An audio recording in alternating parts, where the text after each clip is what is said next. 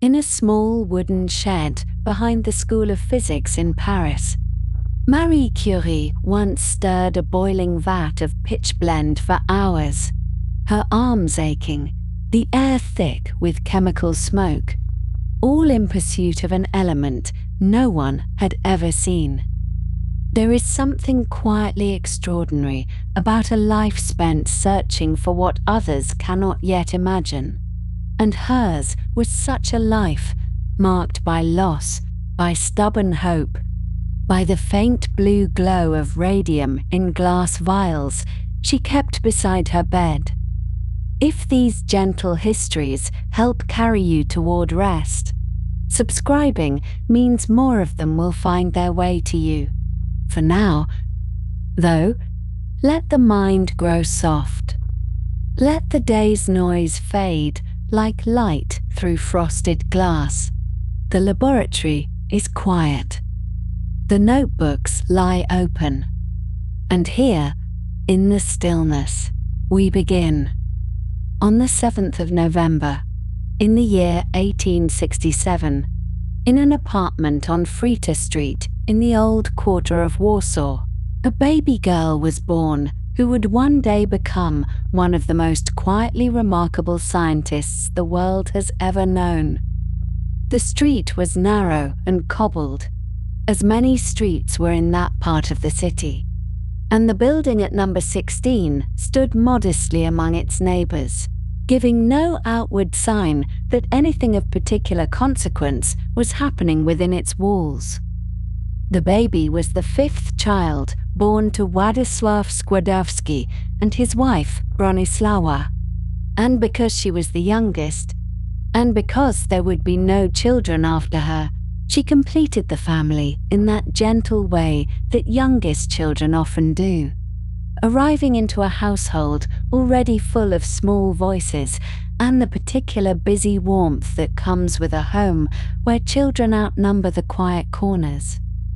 Warsaw at this time was not, in the political sense, a city that belonged to Poland at all, for Poland as a nation had been divided among its more powerful neighbors, and the portion that contained Warsaw had fallen under the rule of the Russian Empire.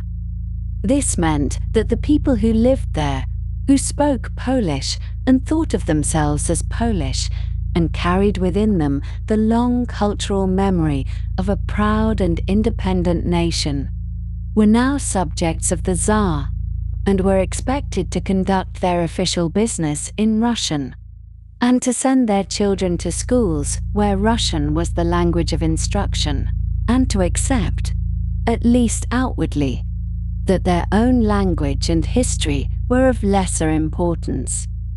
It was a difficult thing to live under such conditions, and many families found ways, some small and some quite daring, to keep their Polish identity alive within the privacy of their homes, even as they went about their public lives in compliance with the rules that had been imposed upon them. The baby's father, Władysław, was a teacher of physics and mathematics, a man of considerable learning and a deep love for the sciences, and he held a position at a boys' gymnasium, which was a type of secondary school common in that part of Europe at the time. The family's apartment was attached to this gymnasium, which meant that young Maria, as the baby was called, grew up in very close proximity to the world of education, with the sounds of lessons and the presence of students forming a kind of constant backdrop to her earliest years.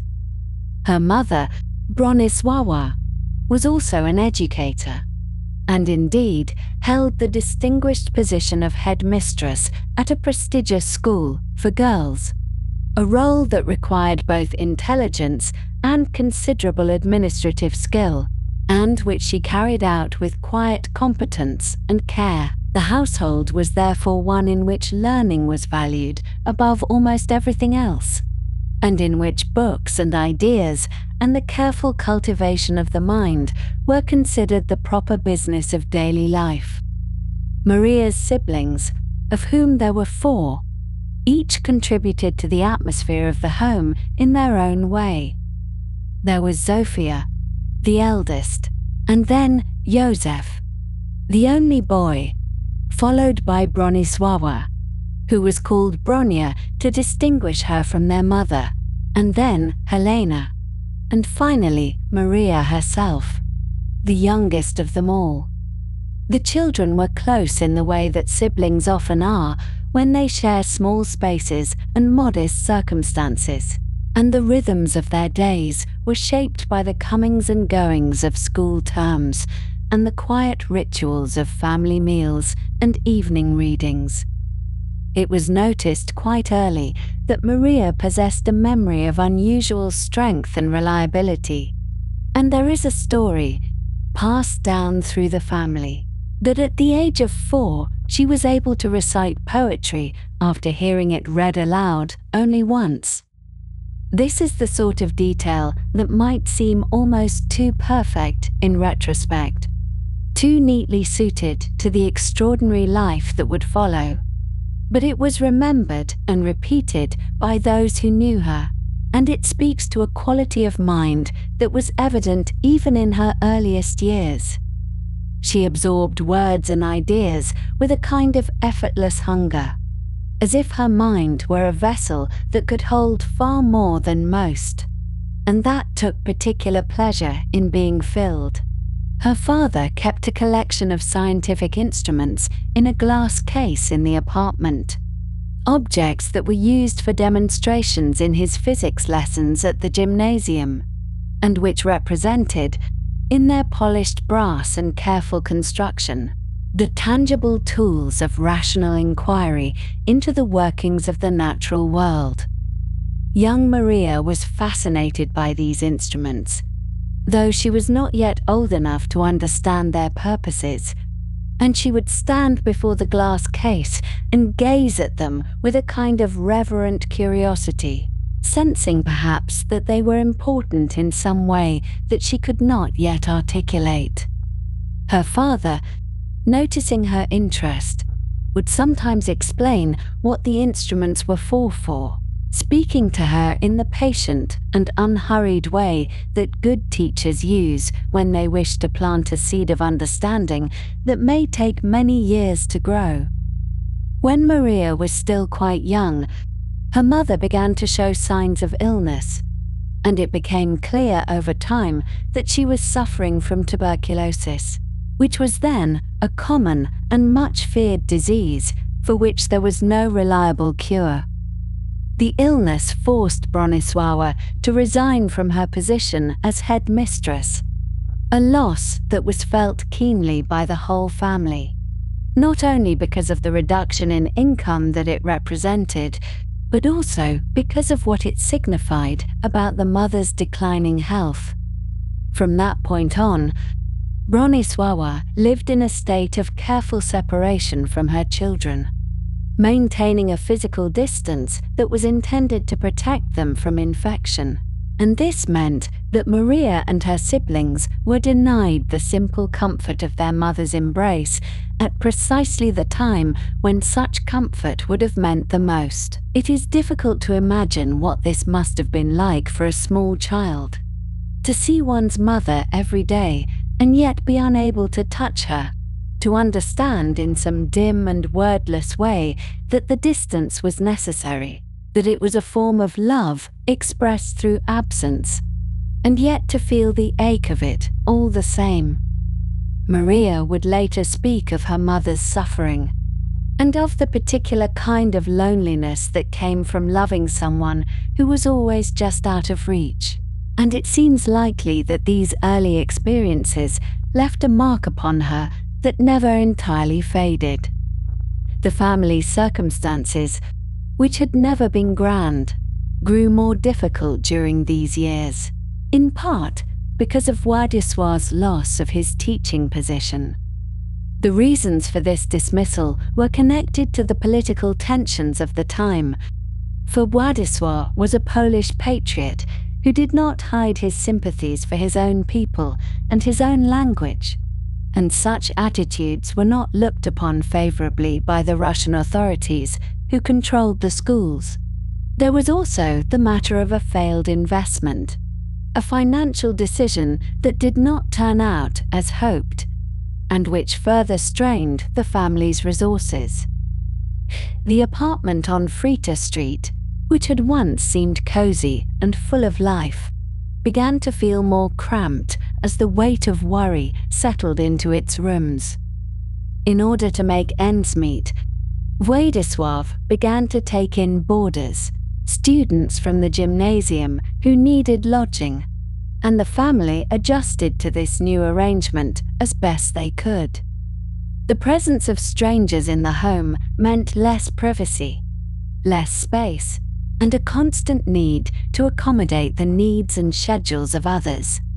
But it also meant that the family could remain together, and that the children could continue their education, which was, after all, the thing that mattered most to both of their parents.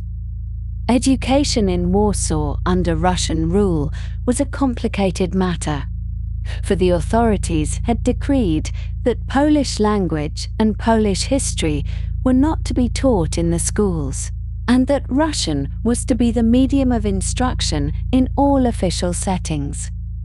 But the Polish people, who had not forgotten who they were, found ways to continue teaching their children in their own language, and one of the methods they used was a system of secret classes that came to be known as the Flying University. This was not a university in the formal sense, but rather a network of private lessons held in homes and apartments, moving from place to place to avoid detection, with teachers and students taking considerable risks to preserve the knowledge that the authorities wished to suppress. Maria and her siblings participated in this secret education, learning Polish literature and history alongside their official Russian schooling, and in doing so, they absorbed not only the content of the lessons, but also the understanding that knowledge itself could be an act of resistance, and that the things most worth learning were sometimes the things most forbidden. And then, in the year 1876, when Maria was 8 years old, tragedy came to the household in the form of typhus, a disease carried by lice and spread through the crowded and unsanitary conditions that were common in cities at the time. Maria's eldest sister, Zofia, who was 14 years old and on the verge of young womanhood, contracted the disease and did not recover. Her death was sudden and terrible, a loss that shattered the fragile peace of the family and left Maria and her remaining siblings to grapple with a grief that seemed too large for their small hearts to contain. Zofia had been the eldest, the one who had gone first into the world and shown the way for the others. And now she was gone, and the space she had occupied could never be filled. 2 years later, in 1878, when Maria was 10 years old, her mother, Bronisława, finally succumbed to the tuberculosis that had been slowly claiming her for so many years. The death was not unexpected, for the family had been living with the knowledge of its approach for a long time. But the anticipation of grief does not lessen its weight when it finally arrives. Maria lost her mother at an age when a child still needs a mother very much, and the loss was compounded by all the years of enforced distance, all the embraces that had been withheld for the sake of protection, all the words that had been spoken across the width of a room rather than whispered close. In the aftermath of her mother's death, Maria experienced a crisis of faith that would shape the rest of her life. The family had been raised in the Catholic tradition, attending church and observing the rituals of the faith as most Polish families did. But Maria found that she could no longer believe in a God who would allow such suffering, who would take a mother from her children and a sister from her siblings without apparent reason or mercy. She turned away from religion, not with anger or bitterness, but with a quiet and final certainty that the explanations offered by faith were not sufficient to account for the world as she had experienced it. In place of God, she would come to put her trust in science, in the patient and methodical investigation of the natural world, in the belief that understanding could be achieved through observation and experiment rather than through prayer and submission.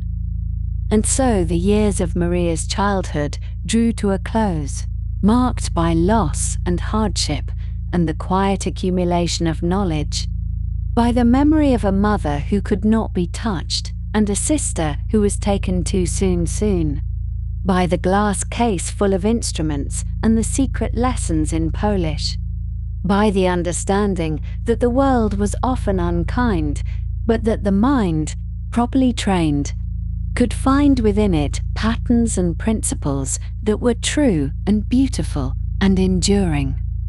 She was only 10 years old when her mother died, and already she had learnt more about grief and resilience than many people learn in a lifetime, and the lessons of those early years would stay with her always, informing the way she approached her work and her relationships and her understanding of what it meant to be alive.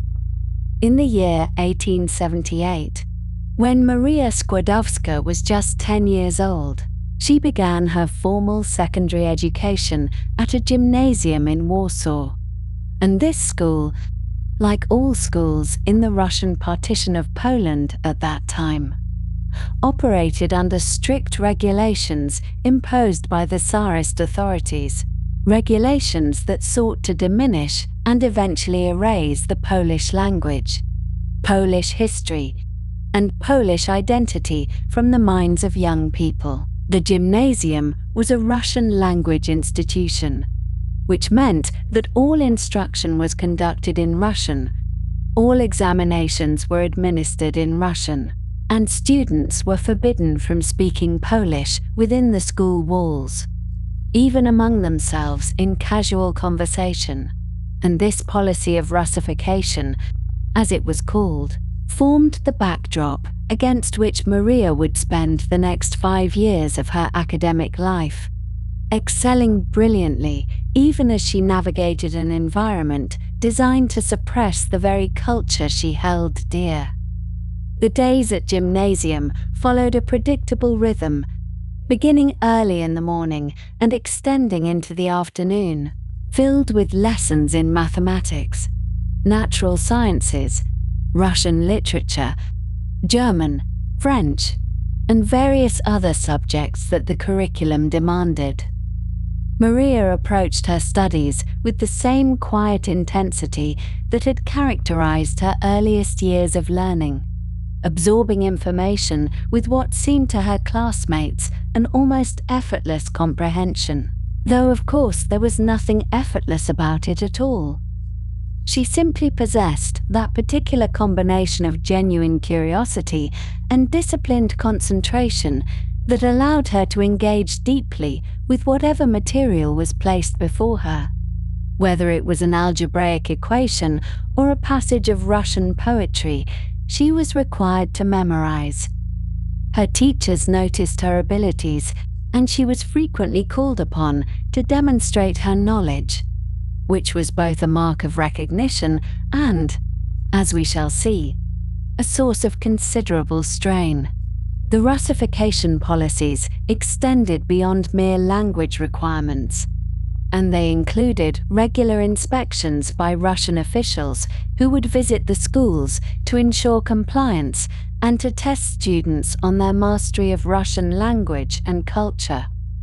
These inspections were dreaded events, and the students would be assembled and questioned, sometimes quite rigorously, with the expectation that they would respond promptly and correctly in flawless Russian. When inspectors arrived, the atmosphere in the classroom would shift perceptibly. becoming charged with a tension that even the youngest students could feel. And the teachers themselves were placed in a difficult position, knowing that any perceived deficiency in their students' Russian could reflect poorly on the school and potentially on their own careers.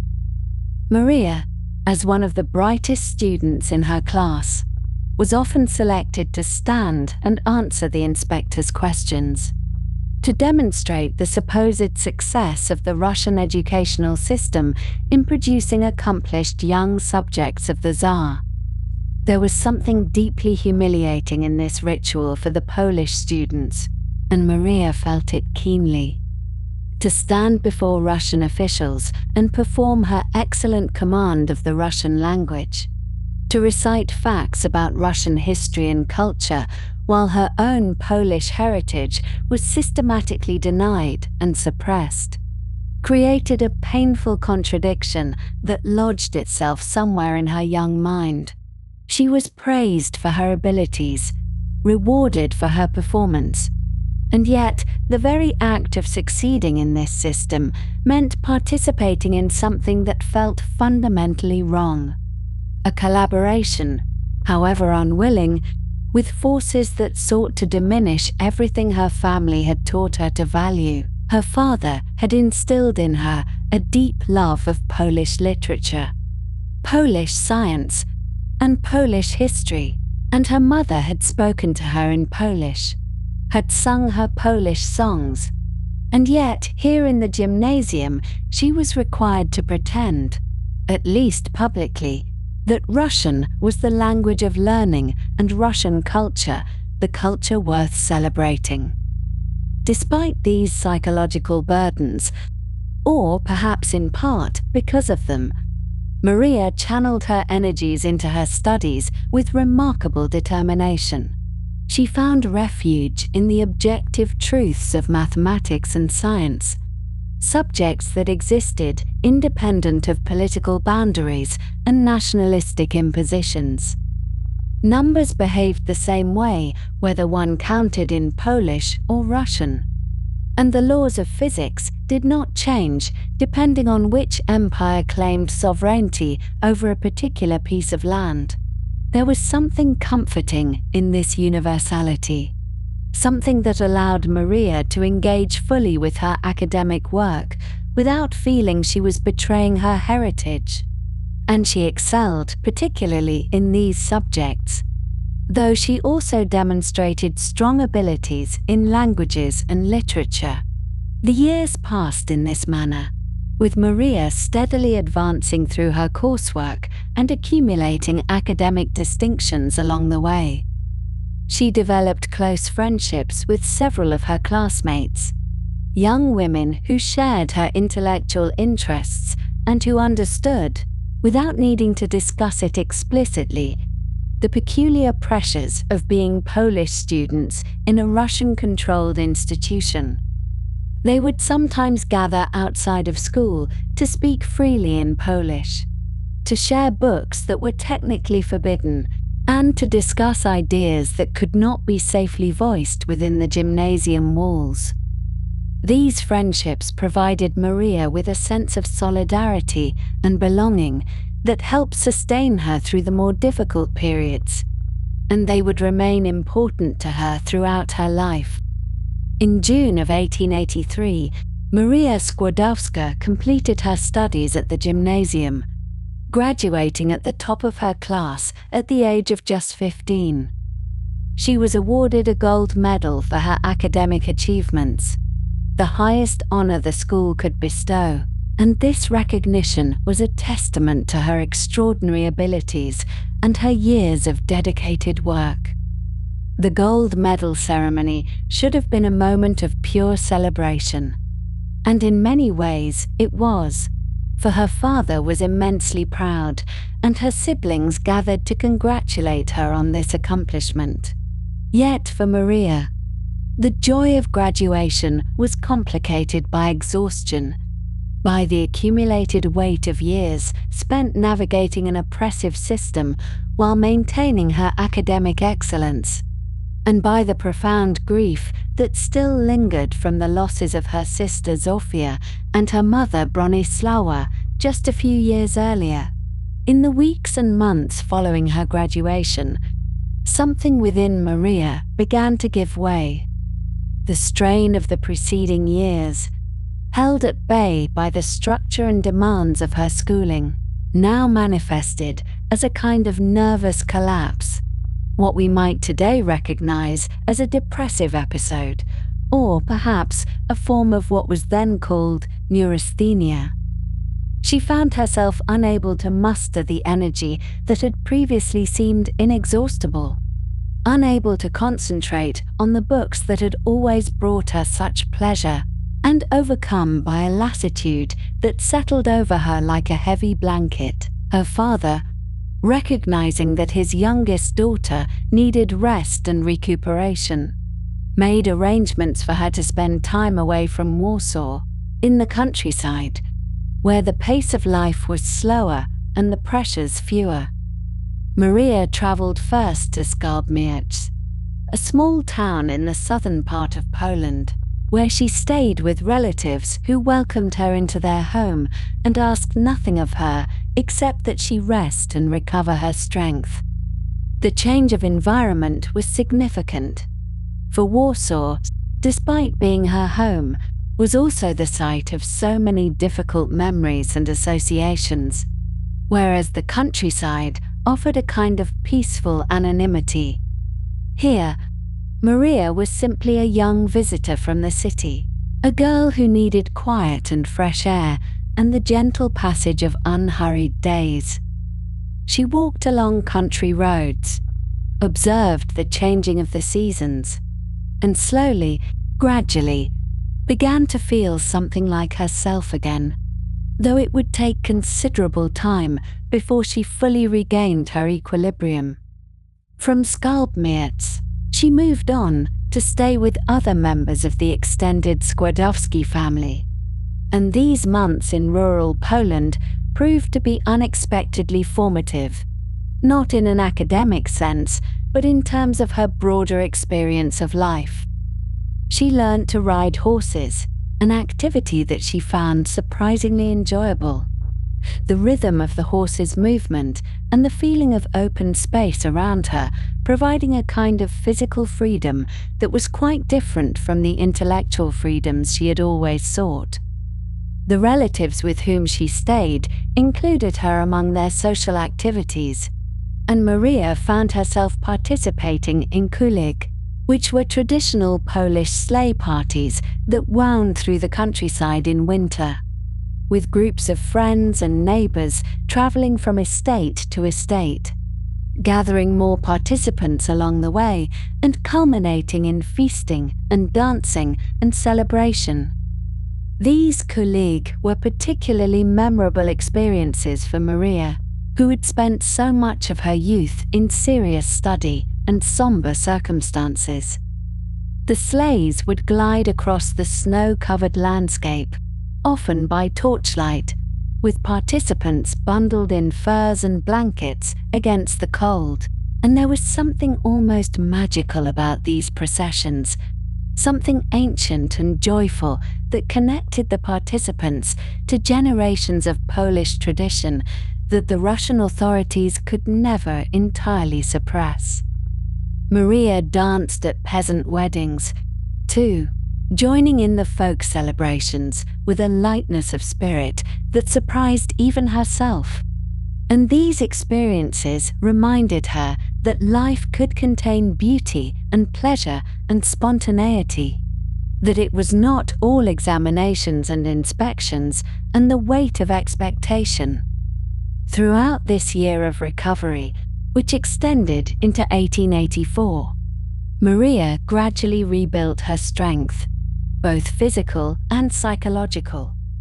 She read for pleasure rather than for study, choosing books that interested her rather than those assigned by a curriculum, and she allowed herself to simply exist without constantly striving toward the next achievement. This period of enforced rest was, in its way, necessary for what was to come. for Maria would soon face challenges that required all the resilience she could muster. And the reserves she built during this countryside interlude would serve her well in the years ahead. When Maria returned to Warsaw in 1884, she found a city that remained under Russian control, but that also harbored, beneath its official surface, vibrant currents of intellectual and cultural resistance.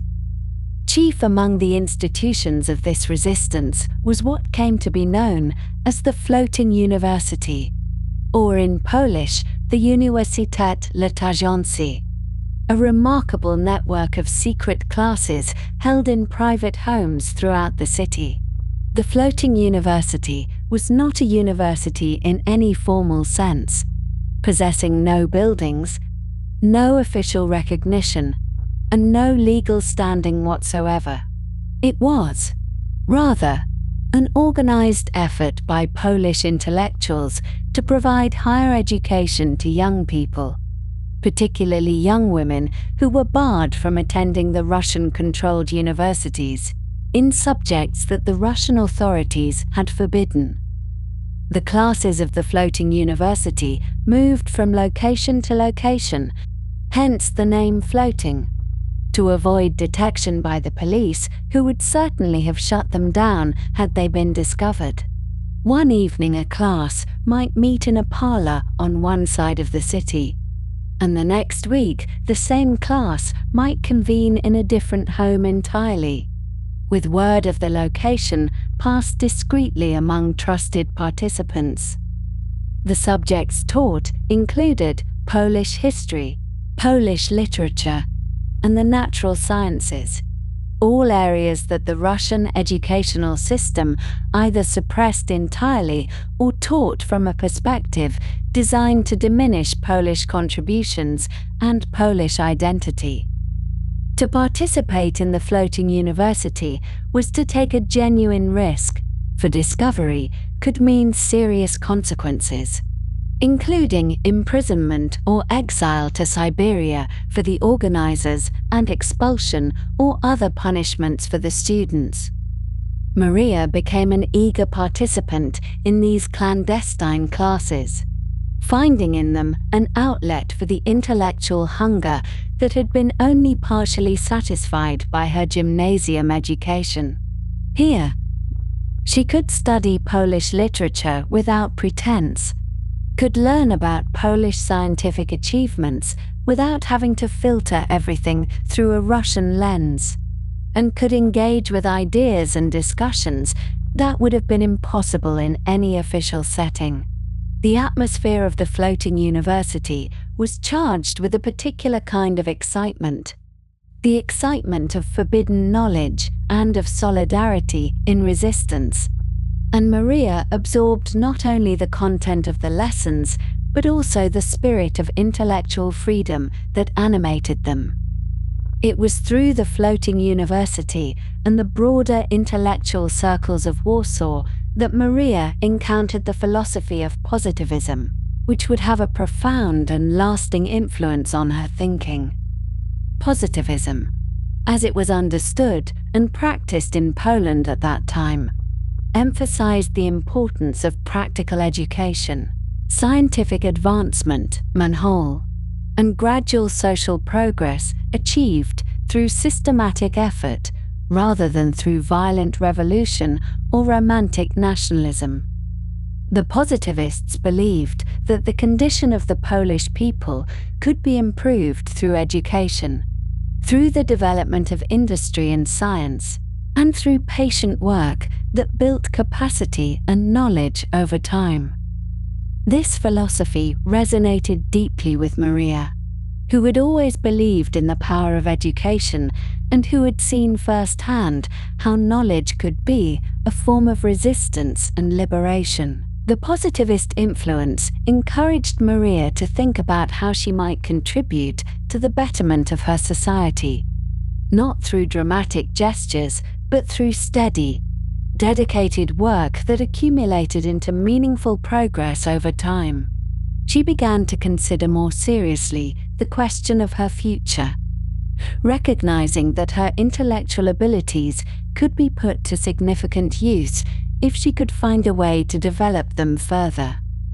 The problem, of course, was that women were not admitted to universities in Russian-controlled Poland, and the floating university, valuable as it was, could not grant degrees or provide the advanced training that Maria increasingly desired.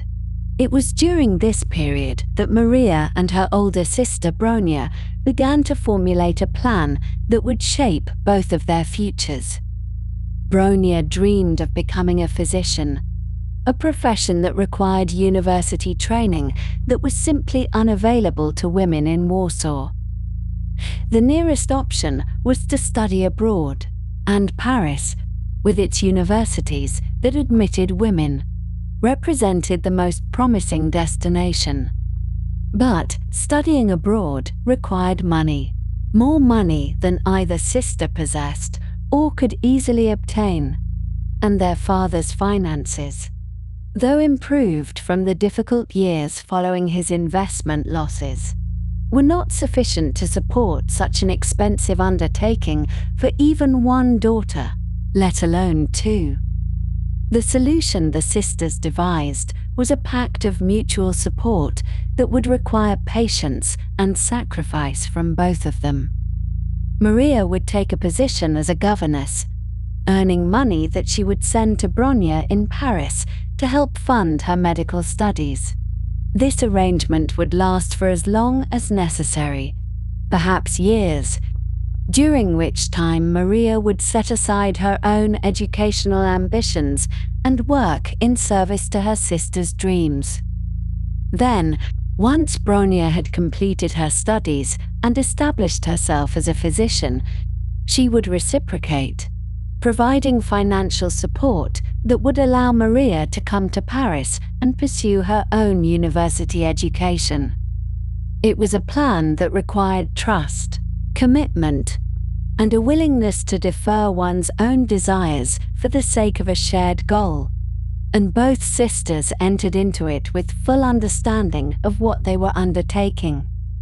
This pact between Maria and Bronia embodied the positivist values that both sisters had absorbed, the belief that progress was achieved through practical effort, through education, and through the kind of patient, systematic work that accumulated over time into significant change.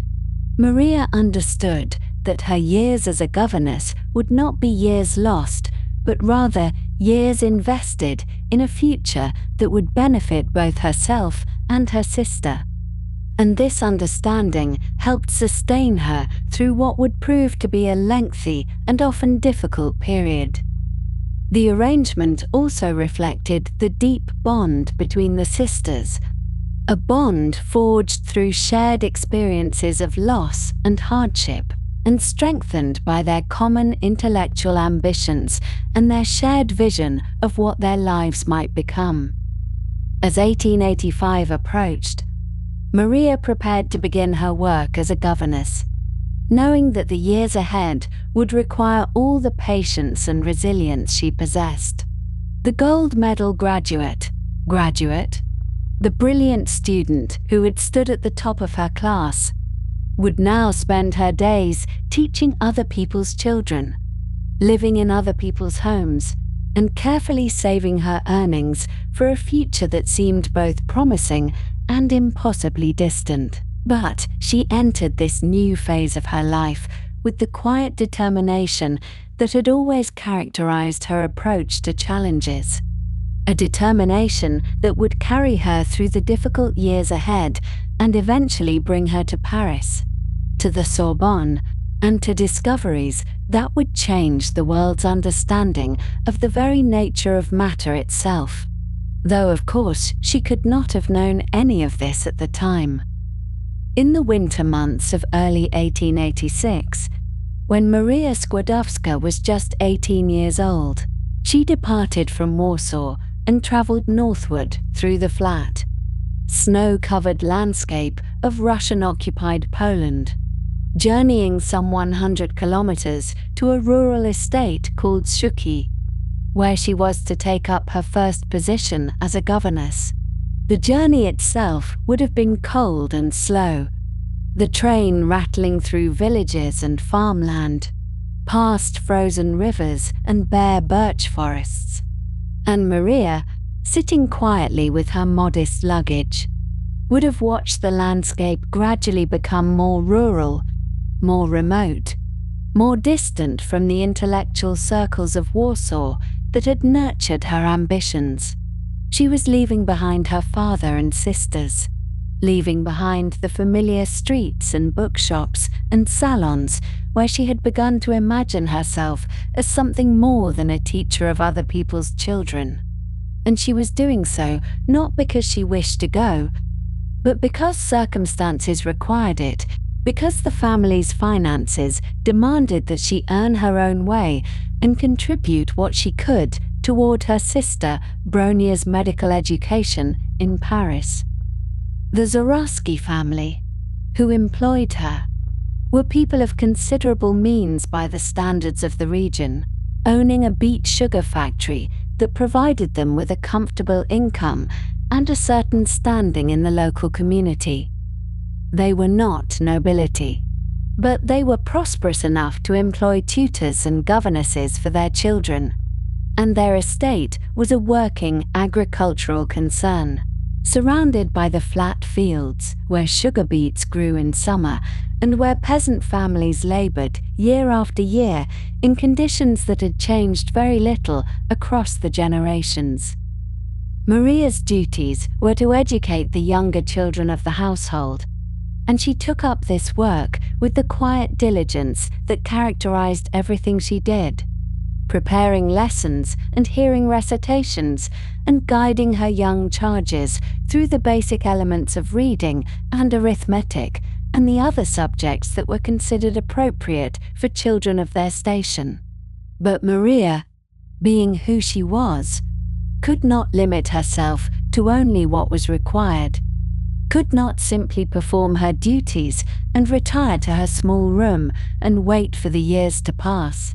She observed the peasant children of the village, the sons and daughters of the workers who labored in the sugar beet fields and in the factory, and she saw that they had almost no access to education of any kind, that the Russian authorities who governed this part of Poland had made it illegal to teach Polish children in their own language, had forbidden the kind of schooling that might give these young people some chance of improving their circumstances or understanding the world around them. And so Maria, quietly and without drawing attention to herself, began to organize secret classes for the local peasant children, gathering them together in whatever spaces could be found, teaching them to read and write in Polish, teaching them the basic mathematics that might help them in their daily lives, teaching them something of history and geography,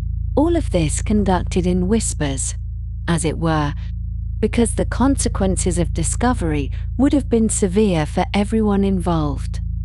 This was dangerous work, genuinely dangerous in a way that is difficult to appreciate from the comfort of later times, because the Russian authorities were vigilant in suppressing Polish national identity and Polish education, and those who were caught organizing such schools could face imprisonment or exile, or worse. Maria knew these risks and accepted them, not out of any desire for adventure or martyrdom, but simply because she believed that education was a fundamental good, that knowledge should not be hoarded by the wealthy or denied to the poor, that every child deserved the chance to learn to read and to think and to understand something of the world. Her classes were small and informal, held in kitchens and barns and wherever else the children could gather without attracting notice. And she taught them with the same patience and care that she brought to her work with the Zoroski children, though perhaps with even greater dedication. because these peasant students had so much further to go and so few other opportunities. The Zborowski household was a large one, and among its members was the eldest son, a young man named Kazimierz, who was studying mathematics at the university and who would return to the estate during holidays and breaks in the academic calendar. He was intelligent and well-educated, interested in the same subjects that fascinated Maria. And it was perhaps inevitable that two young people of similar intellectual inclinations, living under the same roof for extended periods, would be drawn to one another. Maria was 19, then 20, slender and grey-eyed and quietly intense. And Kazimierz was a few years older, confident in the way that young men of prosperous families often are, and between them there developed first a friendship, then an attachment, and eventually something that both of them understood to be love, though they may not have spoken of it openly for some time. They talked of mathematics, of science, of books they had read and ideas they had encountered. And these conversations must have been a great relief to Maria, who had few other outlets for her intellectual energies in that rural setting. She had brought books with her, and her father sent her more, mathematical texts and works of natural philosophy, and she studied these in her small room in the evenings after her teaching duties were finished, working through problems and taking notes and trying to maintain the momentum of her self-education even as the months became years and her position in the Zborowski household stretched on and on. Kazimierz represented something more than companionship, represented perhaps a future in which Maria would not have to choose between love and learning, between family and intellectual fulfillment, because if she married a man who shared her interests and valued her mind, then perhaps she could continue to grow and study and contribute.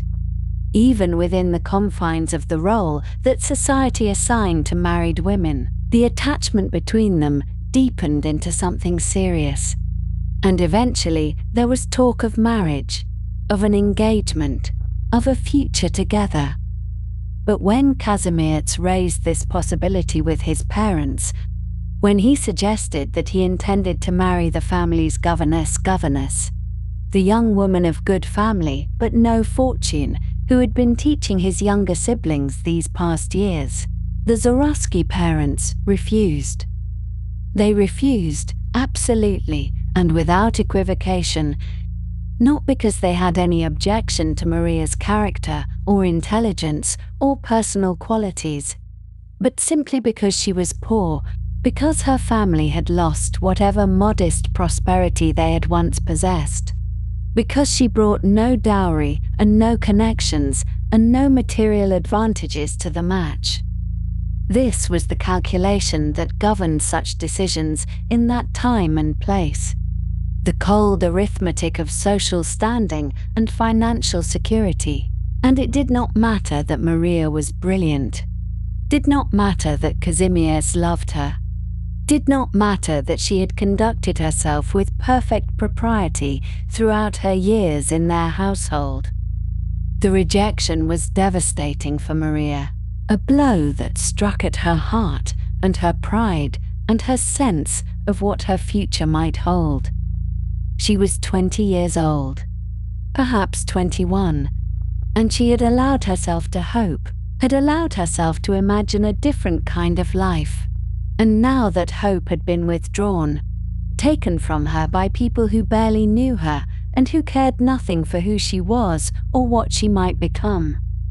The pain of this rejection appears in her letters from this period, in the careful, restrained language that she used to describe her circumstances to her family and friends. And though she did not indulge in dramatic expressions of grief, the underlying sorrow is clear enough to anyone who reads those letters with attention. She felt humiliated. felt that she had been judged and found wanting on the basis of circumstances entirely beyond her control, felt that all her intelligence and education and determination counted for nothing against the simple fact of her family's poverty. And yet, Maria did not leave the Zoroarsky household, did not pack her bags and return to Warsaw in wounded pride, because she had made a commitment to her sister Bronia, had promised to contribute to Bronia's education for a certain period, and the money she earned as a governess was essential to that plan. So she remained, continued to teach the younger children, continued to see Kazimierz during his visits home, continued to endure the awkwardness and the pain of being in close proximity to the family that had rejected her. And she did this for 3 more years. 3 long years, during which she must have felt at times that her youth was slipping away, that her own dreams were being sacrificed for the sake of her sister's advancement. This was the bargain she had made, the sisterly compact that required her to work and save and wait while Bronia completed her medical studies in Paris. And Maria honored that bargain even when it cost her dearly, even when she must have longed to be anywhere else in the world. During these years of emotional difficulty and professional stagnation, Maria continued her self-education with remarkable persistence, studying mathematical texts that her father sent from Warsaw, working through problems in algebra and geometry and calculus, reading works of philosophy and sociology that helped her to understand the world in broader terms. She read Herbert Spencer, the English philosopher whose ideas about evolution and society were influential in that era. And she read works of sociology and economics, trying to understand the forces that shaped human communities and the possibilities for social improvement. These readings were not merely academic exercises for Maria, were not simply ways of passing the time, but were part of a larger project of self-formation, a deliberate effort to prepare herself for whatever opportunities might eventually present themselves, even if she could not clearly see what those opportunities might be. In 1889, when Maria was 21 years old, she finally left the Zoroarsky household and returned to Warsaw, her financial obligations to Bronia substantially fulfilled, her heart still bearing the scars of her rejected love, but her determination intact. She took a second position as a governess with a different family, a position about which less is known than about her years with the Zoroarskys, but which continued to provide her with the income she needed while she considered her next steps. Her father, Władysław, had by this time regained a teaching position that provided a better salary than he had earned in recent years, and the family's financial circumstances, while not comfortable, were at least somewhat improved. This easing of the immediate economic pressure gave Maria a little more freedom to think about her own future, to consider possibilities that had seemed impossibly remote during her years in the countryside. It was during this period in Warsaw that Maria began attending a laboratory housed within an institution called the Museum of Industry and Agriculture, a name that sounds mundane and bureaucratic, but which concealed something rather more significant. The museum was in actuality, a front for underground Polish scientific education, a place where young Poles could receive training in physics and chemistry and other sciences that the Russian authorities would not have permitted them to study openly in their own language and on their own terms.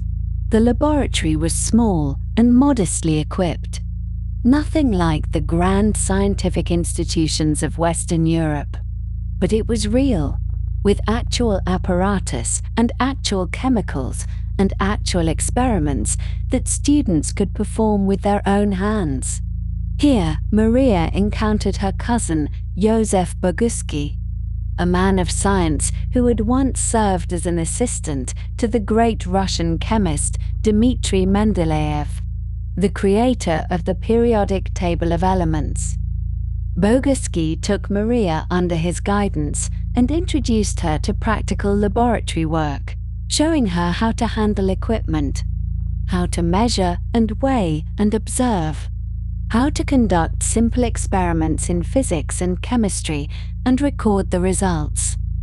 This was Maria's first experience of hands-on scientific research, her first opportunity to move beyond books and theoretical study and actually manipulate the physical world.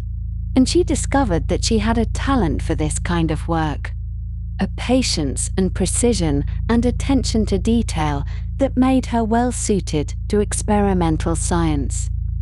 The hours she spent in that small laboratory, measuring and mixing and observing, were among the happiest of her years in Warsaw, providing her with a glimpse of the life she truly wanted, the life of investigation and discovery that seemed so impossibly distant from her daily existence as a governess and teacher. She wrote to her family and friends about these experiences, expressing both the intellectual excitement she felt and the frustration of being able to pursue her interests only in stolen hours, only at the margins of a life devoted primarily to earning her living.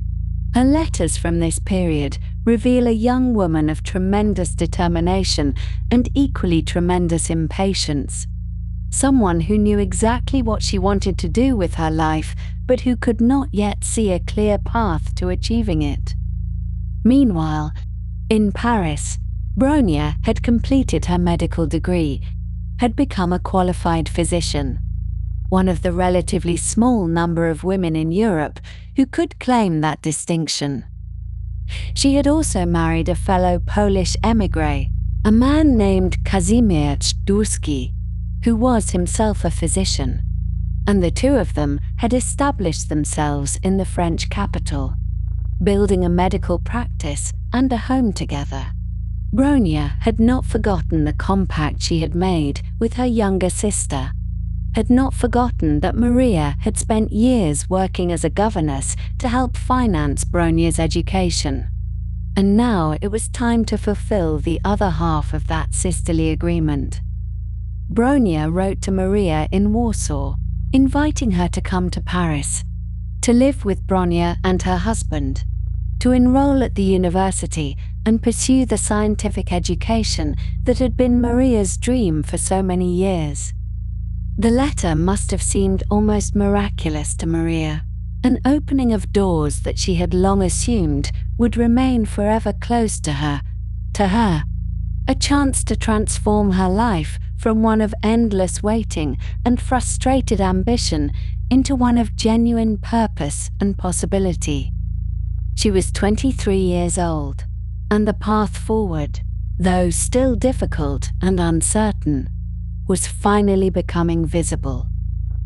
In the month of November, in the year 1891, a young woman of 24 years boarded a train in Warsaw, carrying with her a small collection of belongings and a great many hopes that she had carried quietly within herself for a very long time.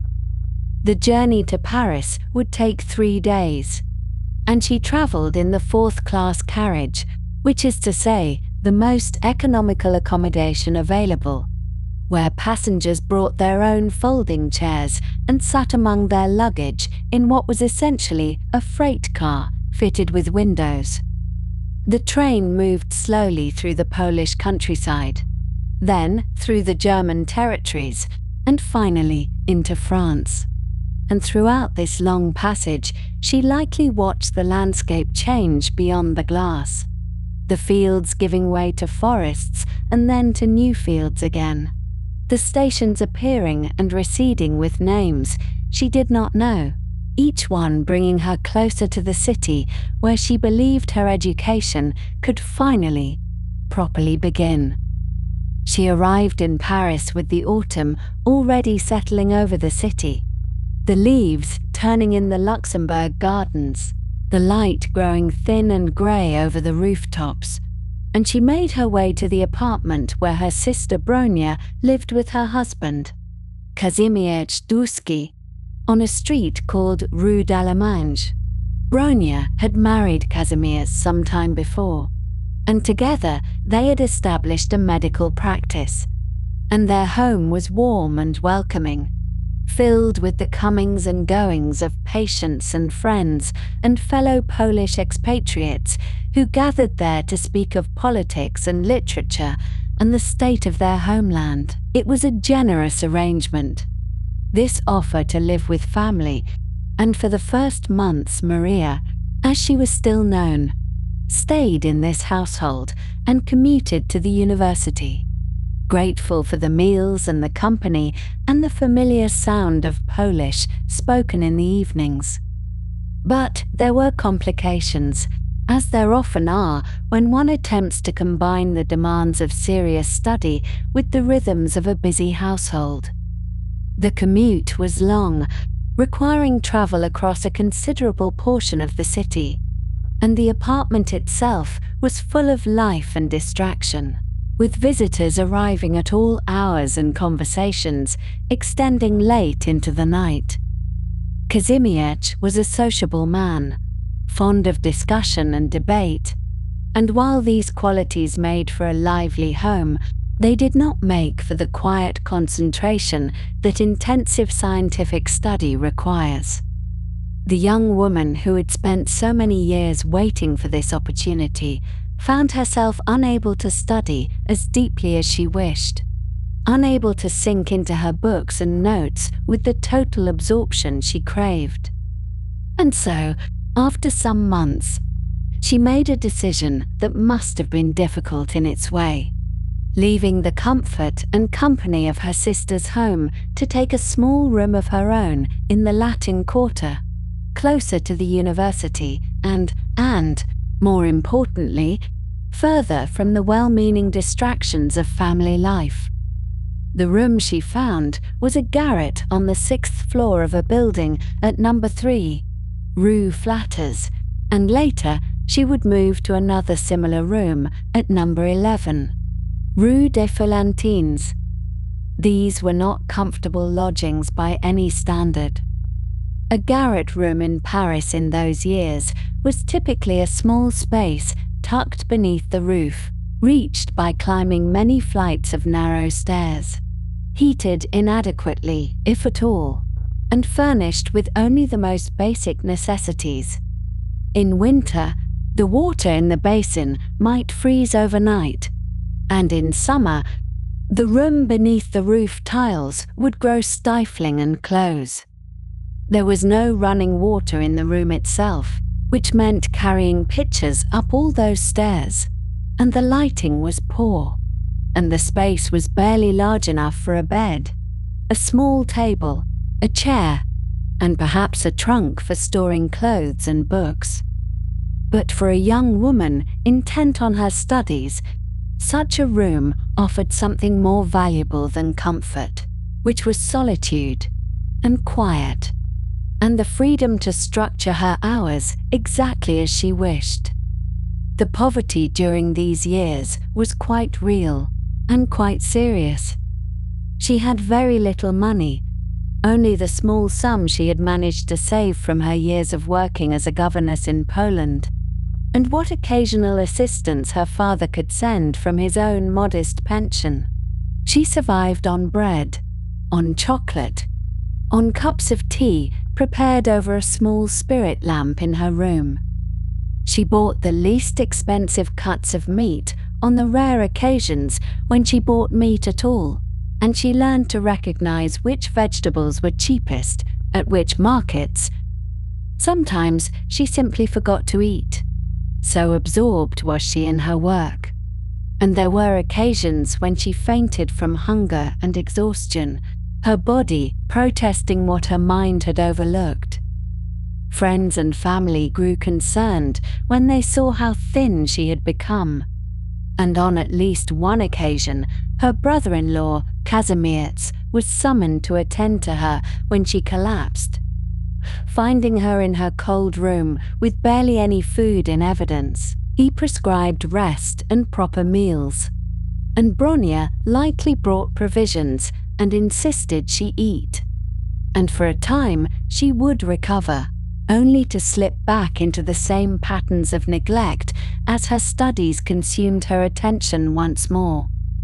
It is worth pausing to consider what it meant to be a woman at the Sorbonne in 1891. The Faculty of Sciences at the University of Paris was one of the few institutions of higher education in Europe that admitted women at all, and this relative openness was part of what had drawn her to France in the first place. When she enrolled that autumn, she was one of 23 women among 1,825 students in the faculty. This meant that in her lectures, in the laboratories, in the libraries, she was nearly always surrounded by young men, moving through spaces that had been designed for them and that had only recently, and somewhat reluctantly, made room for women as well. She did not speak fluent French when she arrived, and her early months were marked by the struggle to understand lectures delivered in a language she was still learning, to take notes quickly enough to capture the important points, to read the textbooks and journals that were assigned.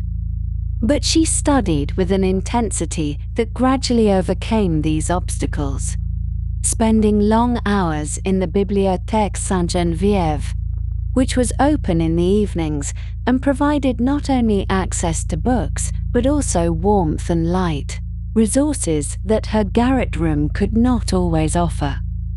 It was during these years that she began to use the French form of her name, signing herself as Marie rather than Maria, a small change that reflected her increasing immersion in her adopted country and her desire to be taken seriously in a French academic context. Names carry weight, and the choice to present oneself by a different name in a different language is never entirely neutral, never merely practical. She was becoming Marie, becoming the person who would move through French science and French society. And while she never lost her Polish identity, never ceased to think of herself as Polish at her core, she was also constructing a new version of herself, suited to the new circumstances of her life. Her primary field of study was physics, and she pursued the curriculum with the same determination she had shown in everything she had attempted thus far. The professors at the Sorbonne were among the most distinguished in Europe, and she absorbed their lectures on mechanics and thermodynamics and optics and electricity, filling notebooks with equations and diagrams, working through problem sets late into the night by the light of her oil lamp. In July of 1893, she sat for the examinations that would earn her the license in physics, which was the degree that certified competence in the field and qualified one to teach or to pursue further research. When the results were announced, she learned that she had ranked first in her class, ahead of all the other candidates. A remarkable achievement for anyone, and particularly striking for a foreign woman who had arrived less than 2 years before with imperfect command of the language. This success must have brought her great satisfaction, even if she was not given to public displays of pride, and it confirmed what she had long suspected about herself, which was that she had the capacity for serious scientific work if only she were given the opportunity to pursue it. The achievement brought practical benefits as well. She was awarded the Alexandrovich Scholarship, a fund established for Polish students studying abroad, which provided her with 600 rubles to support her continued education. This was a significant sum, enough to ease the worst of her financial pressures and allow her to remain in Paris for further study. She would later repay this money once she was in a position to do so, wanting the funds to be available for other students who needed them as she once had.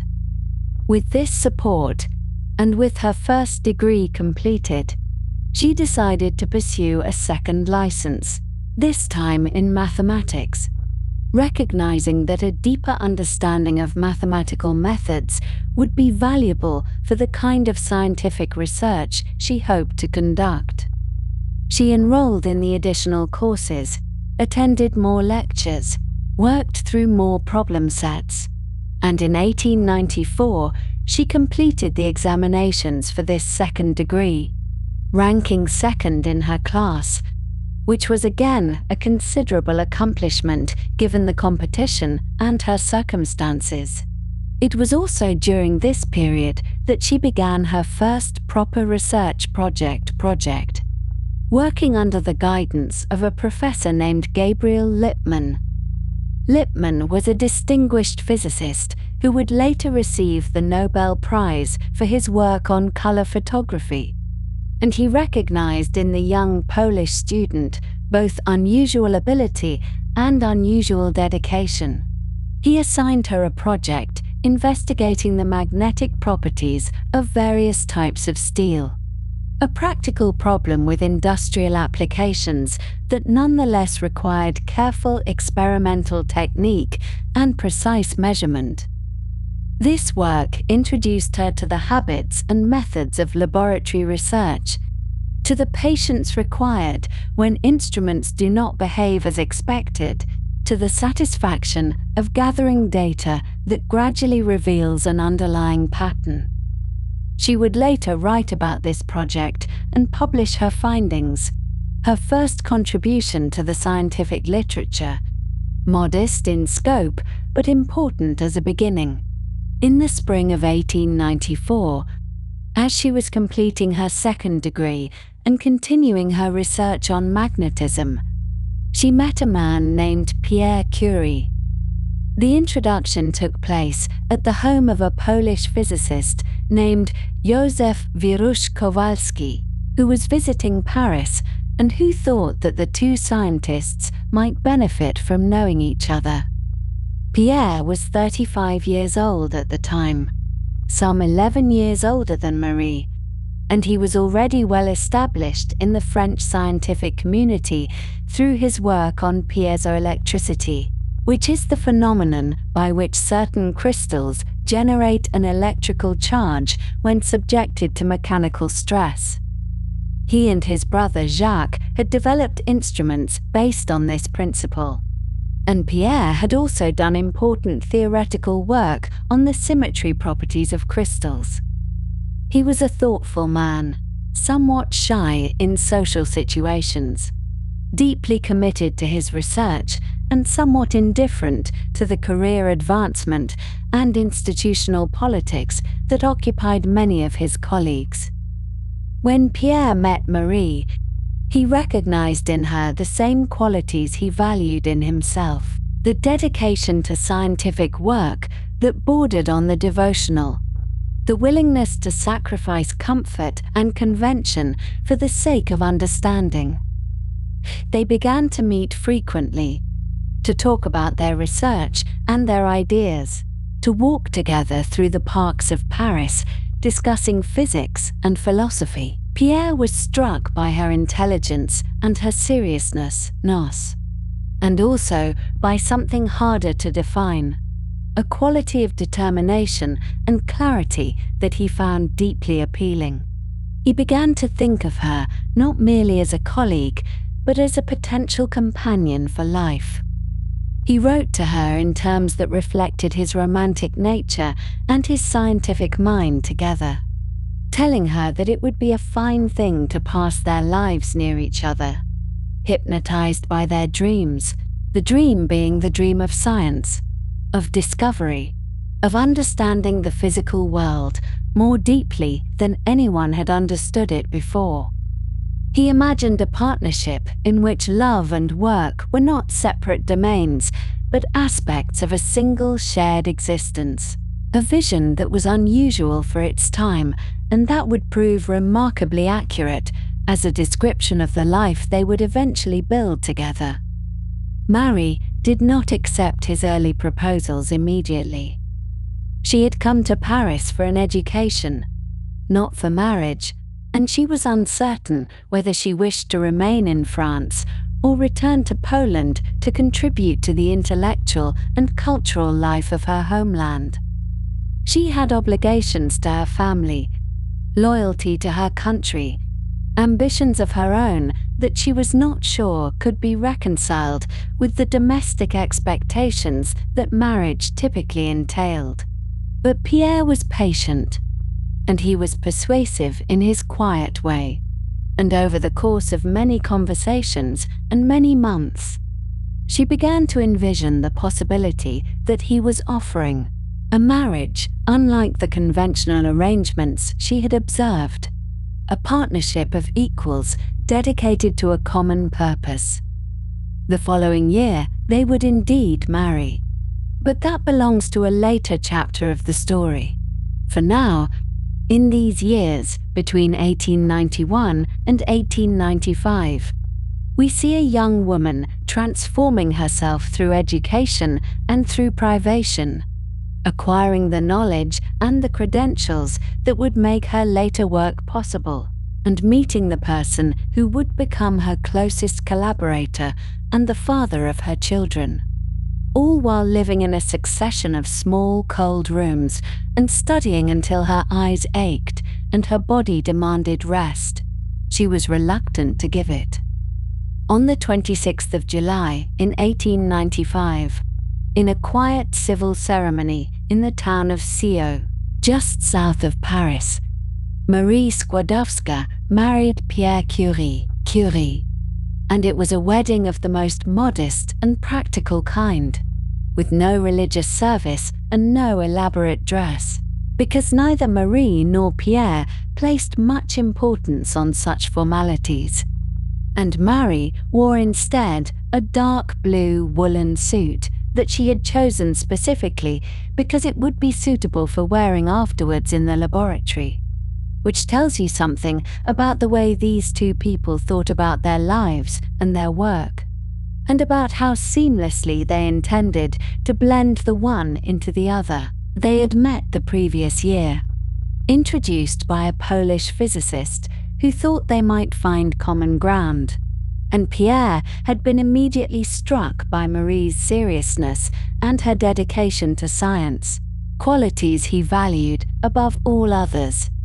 And Marie had found in Pierre someone who understood her ambitions without condescension, who saw her not as an unusual woman attempting to do science, but simply as a scientist.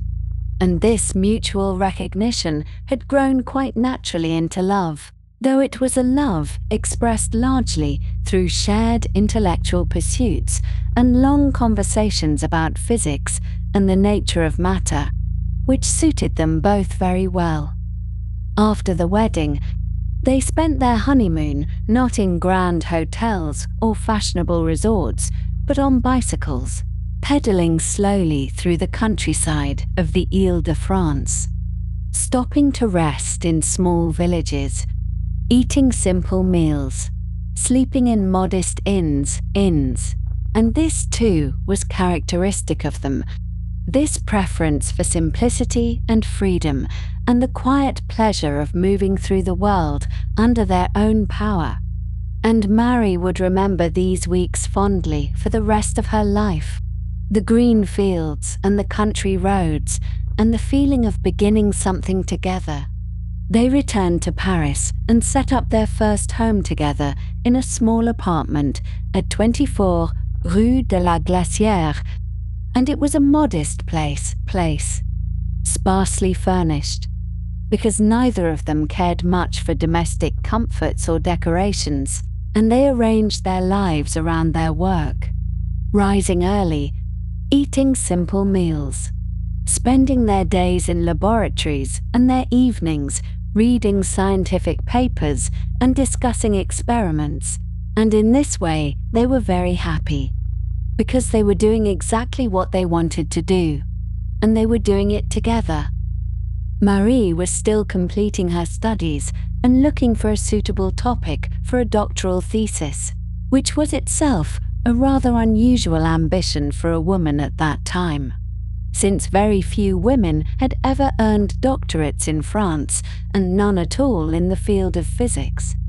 But Marie did not concern herself much with what others had or had not done, and she began to consider various possible research directions, looking for something that would be both interesting and manageable, and that might lead to genuinely new knowledge. In 1896, the French physicist Henri Becquerel had made a curious discovery, quite by accident really, when he found that uranium salts emitted some kind of invisible rays that could fog photographic plates even when the plates were wrapped in black paper and kept in darkness, which meant these rays were not ordinary light and were not dependent on exposure to sunlight. And this phenomenon had no obvious explanation and had not been investigated very thoroughly. And Marie decided that this would be her thesis topic, these mysterious uranium rays, and she would measure them and study them and try to understand what they really were. Pierre had developed, along with his brother Jacques, a sensitive instrument called an electrometer, which used the piezoelectric properties of certain crystals to measure very small electrical currents. And Marie realized that this instrument could be adapted to measure the ionization of air caused by these uranium rays, which would give her a precise and quantitative method rather than relying on the vague impressions left on photographic plates. And so she borrowed Pierre's electrometer and began her work. The space available to her was not ideal, to put it gently, because the School of Physics and Chemistry where Pierre worked had very limited facilities, and what Marie was given was essentially a converted storeroom, a kind of shed really, on the ground floor, which was damp and poorly ventilated and had a glass roof that leaked when it rained. But she set up her equipment there and began her measurements, working methodically through various uranium compounds, and she found, as she expected, that the more uranium a compound contained, the more rays it emitted. But she also tested other elements, and she discovered that thorium, quite independently of any uranium content, also emitted these rays, which was an important finding because it showed that this phenomenon was not unique to uranium, but was a property shared by at least one other element. And this suggested something fundamental, something that went beyond the particular chemistry of uranium.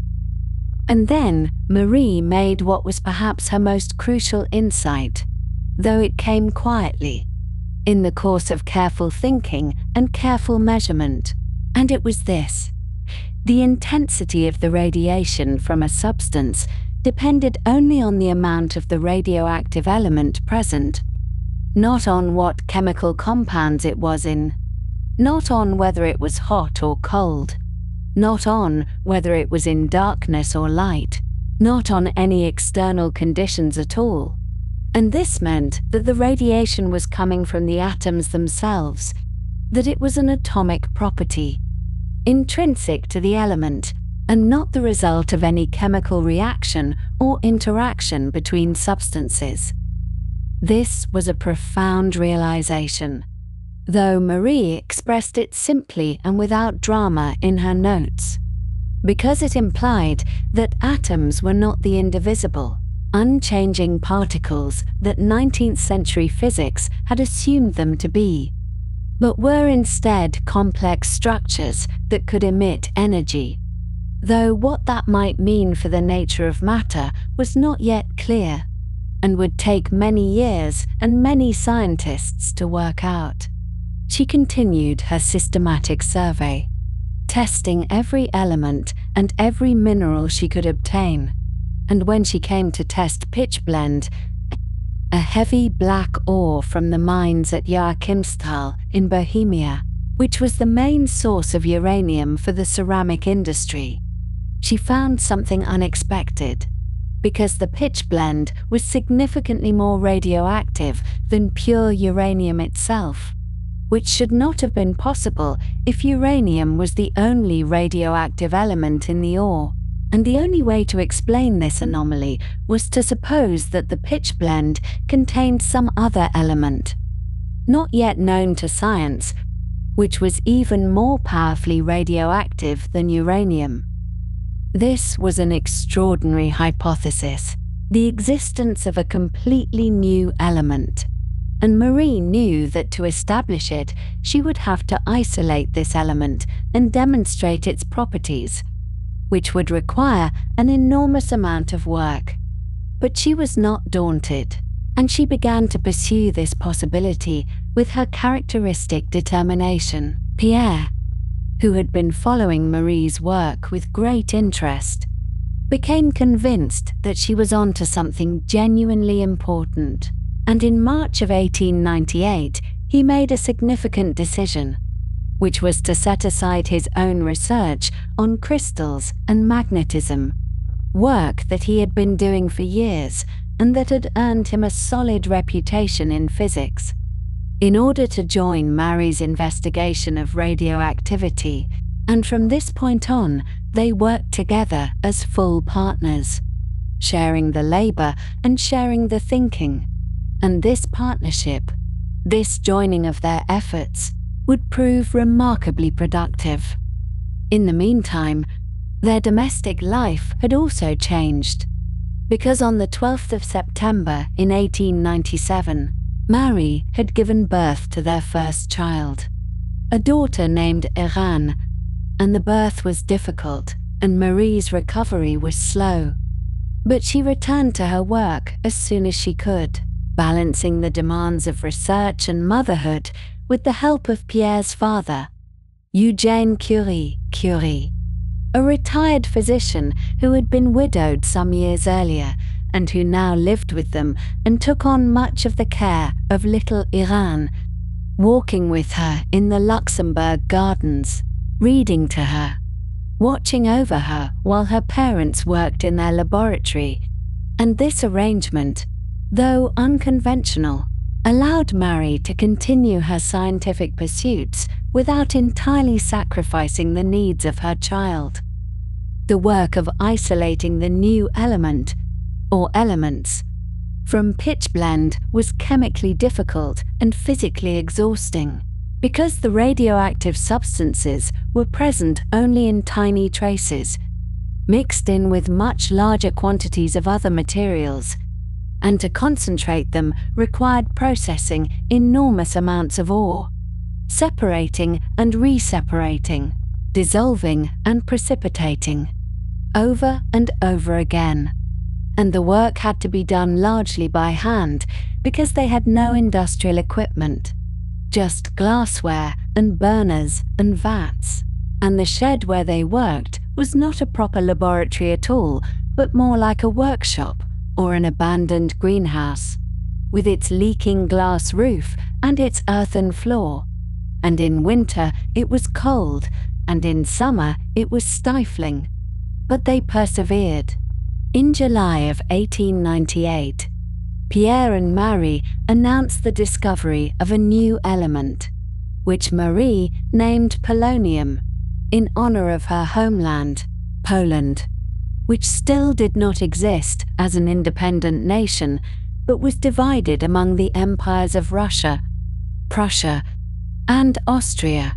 And by choosing this name, Marie was making a quiet but unmistakable political statement, asserting her Polish identity and keeping the memory of her country alive in the international language of science.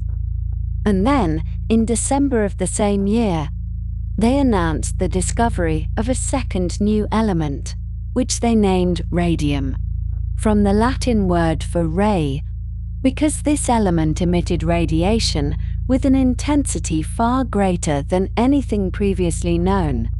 And even in the tiny quantities they had managed to isolate, it glowed faintly in the dark, a ghostly bluish light. And this was the element that would make their names famous, though at the time they were simply absorbed in the work of understanding its properties and proving its existence to the satisfaction of the scientific community. But proving the existence of radium meant isolating it in pure form and determining its atomic weight, which was a far more demanding task than discovering its presence. And this work would occupy Marie for the next 4 years, during which she processed literally tons of pitchblende residue, tons upon tons of the heavy black ore, which had to be obtained from the mines and transported to Paris and then ground and dissolved and treated with various chemicals in sequence.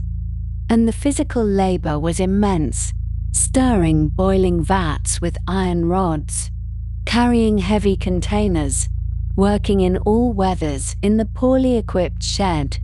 And Marie's hands became rough and cracked and sometimes burned from contact with the radioactive materials, though she did not yet fully understand the dangers.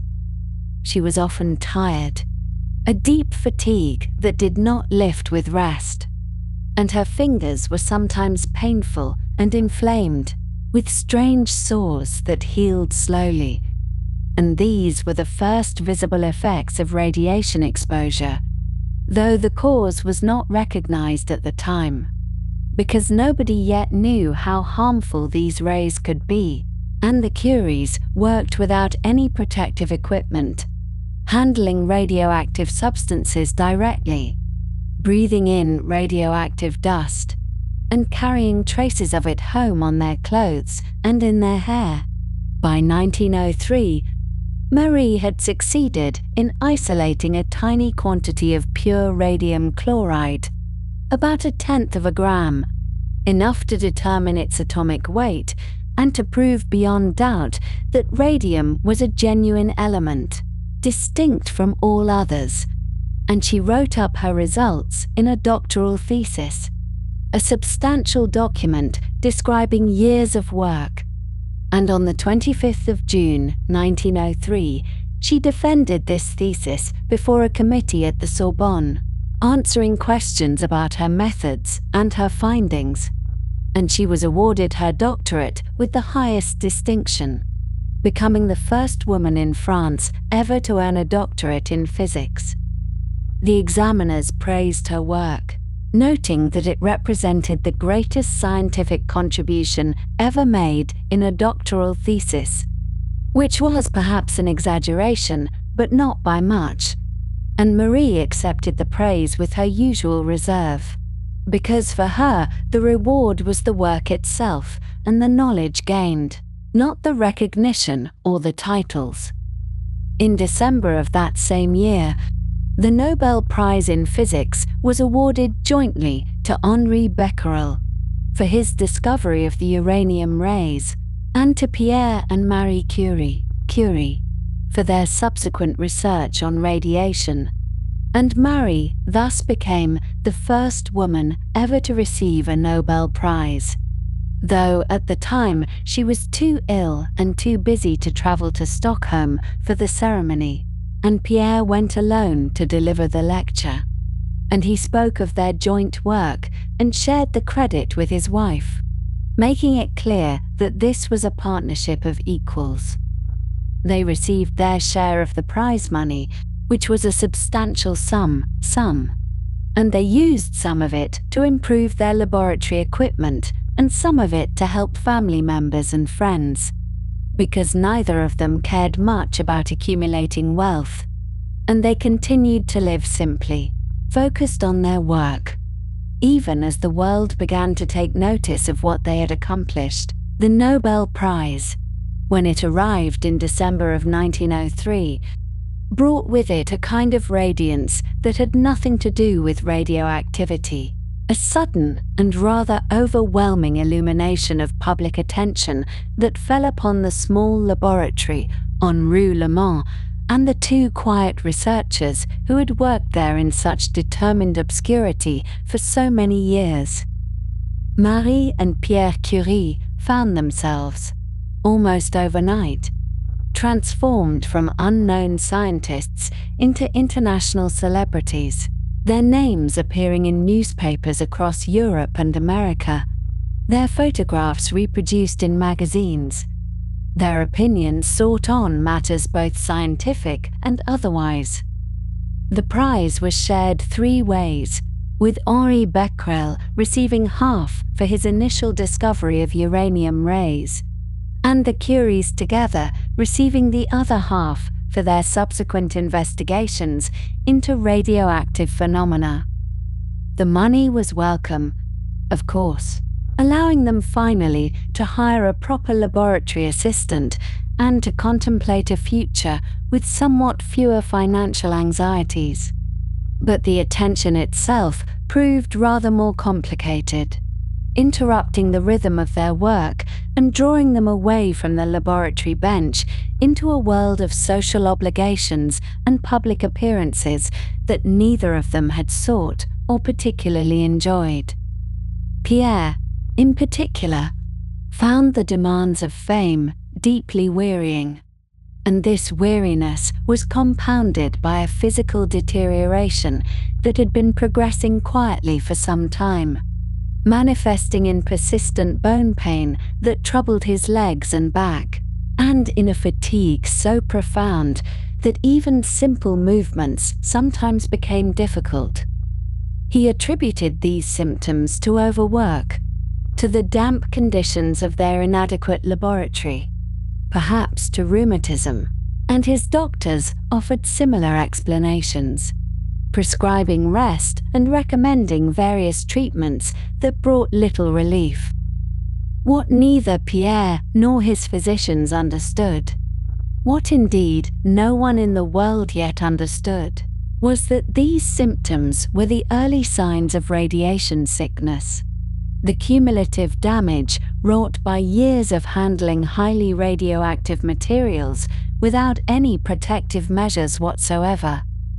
The Curies had worked with their bare hands, had carried test tubes of radium solutions in their pockets, had eaten their lunches in rooms where radioactive dust settled on every surface, and the invisible particles they had so carefully studied were now quietly destroying the tissues of their own bodies.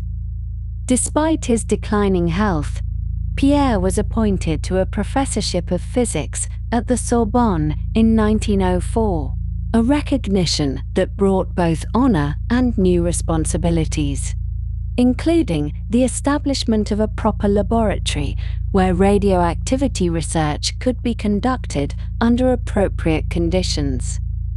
Marie was named as his laboratory chief, an official position that acknowledged her scientific standing while still keeping her formally subordinate to her husband, as was considered proper for a woman in that era, regardless of her qualifications or contributions. The arrangement suited them well enough, allowing them to continue their partnership while navigating the institutional conventions of the time, and they began to plan for a future in which their research might finally have the resources and recognition it deserved. In December of that same year, on the 6th day of the month, their second daughter was born, a healthy child whom they named Eve. The household now comprised two small girls. The elder Iran, approaching 7 years of age and already showing signs of the scientific temperament she would later develop so fully, and the infant Eve, who would grow up to become not a scientist but a writer, eventually composing a biography of her mother that would shape public understanding of Marie Curie for generations to come. The birth was a joy, but also a complication in lives already stretched thin by professional demands and Pierre's uncertain health, and the family relied heavily on Pierre's father, the elderly Eugène Curie, who had lived with them since his wife's death and who provided steady and loving care for his granddaughters while their parents worked. Then came the 19th of April, 1906, a spring day in Paris made grey and treacherous by heavy rain. Pierre was walking through the city, crossing the Rue Dauphine near the Pont Neuf, his mind perhaps occupied with scientific problems or university matters. His umbrella raised against the downpour that slickened the cobblestones and obscured the vision of pedestrians and drivers alike. A heavy wagon drawn by horses was making its way along the street, loaded with military uniforms and in circumstances that were never entirely clear. Pierre stepped into its path, perhaps misjudging the vehicle's speed, perhaps slipping on the wet stones, perhaps simply failing to see the approaching danger through the curtain of rain. He fell beneath the wheels, and the rear wheel of that heavily laden wagon passed over his skull, killing him instantly. Marie received the news at home, delivered by officials who came to her door with the terrible message, and from that moment she entered a period of grief so profound and so consuming that it would mark her for the rest of her life. She began keeping what she called her grey notebook, a private journal in which she wrote entries addressed directly to Pierre, as though he might somehow still hear her, speaking to him of her sorrow and her loneliness, of the children and their progress, of the laboratory and the work that continued there without him. These entries, which she would maintain for years, reveal a Marie Curie quite different from the composed and dignified figure presented to the public, a woman devastated by loss, struggling to find meaning in a world that had suddenly become empty and strange. Yet, even in the depths of this grief, Marie's practical nature and her profound commitment to science drove her forward. Less than a month after Pierre's death, on the 13th of May 1906, the Faculty Council of the Sorbonne met and made a decision that was unprecedented in the 650-year history of that venerable institution, offering Marie the chair that had been held by her husband, making her the first woman ever to be appointed as a professor there. She accepted, understanding that this position would allow her to continue the research that had defined both their lives, to honor Pierre's memory through the work they had shared, and to provide for her daughters in the manner that the Nobel Prize money alone could not sustain. Her first lecture came on the 5th of November 1906, and it was an event that drew considerable public attention.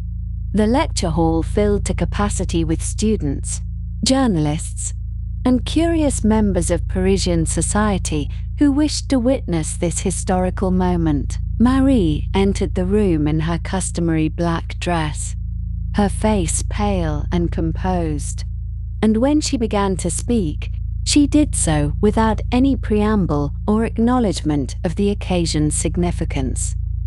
She simply began exactly where Pierre's last lecture had ended, picking up the thread of scientific exposition as though no interruption had occurred, continuing the work in a manner that was both a tribute to her husband and a statement about her own intentions. The audience sat in silence as she spoke, and when she finished, they rose in prolonged and respectful applause. But Marie had already begun gathering her notes. Her attention returned to the science itself rather than to the response it had provoked. In the years that followed, she oversaw the completion of a new laboratory for radioactivity research, finally achieving the proper facilities that she and Pierre had dreamed of for so long.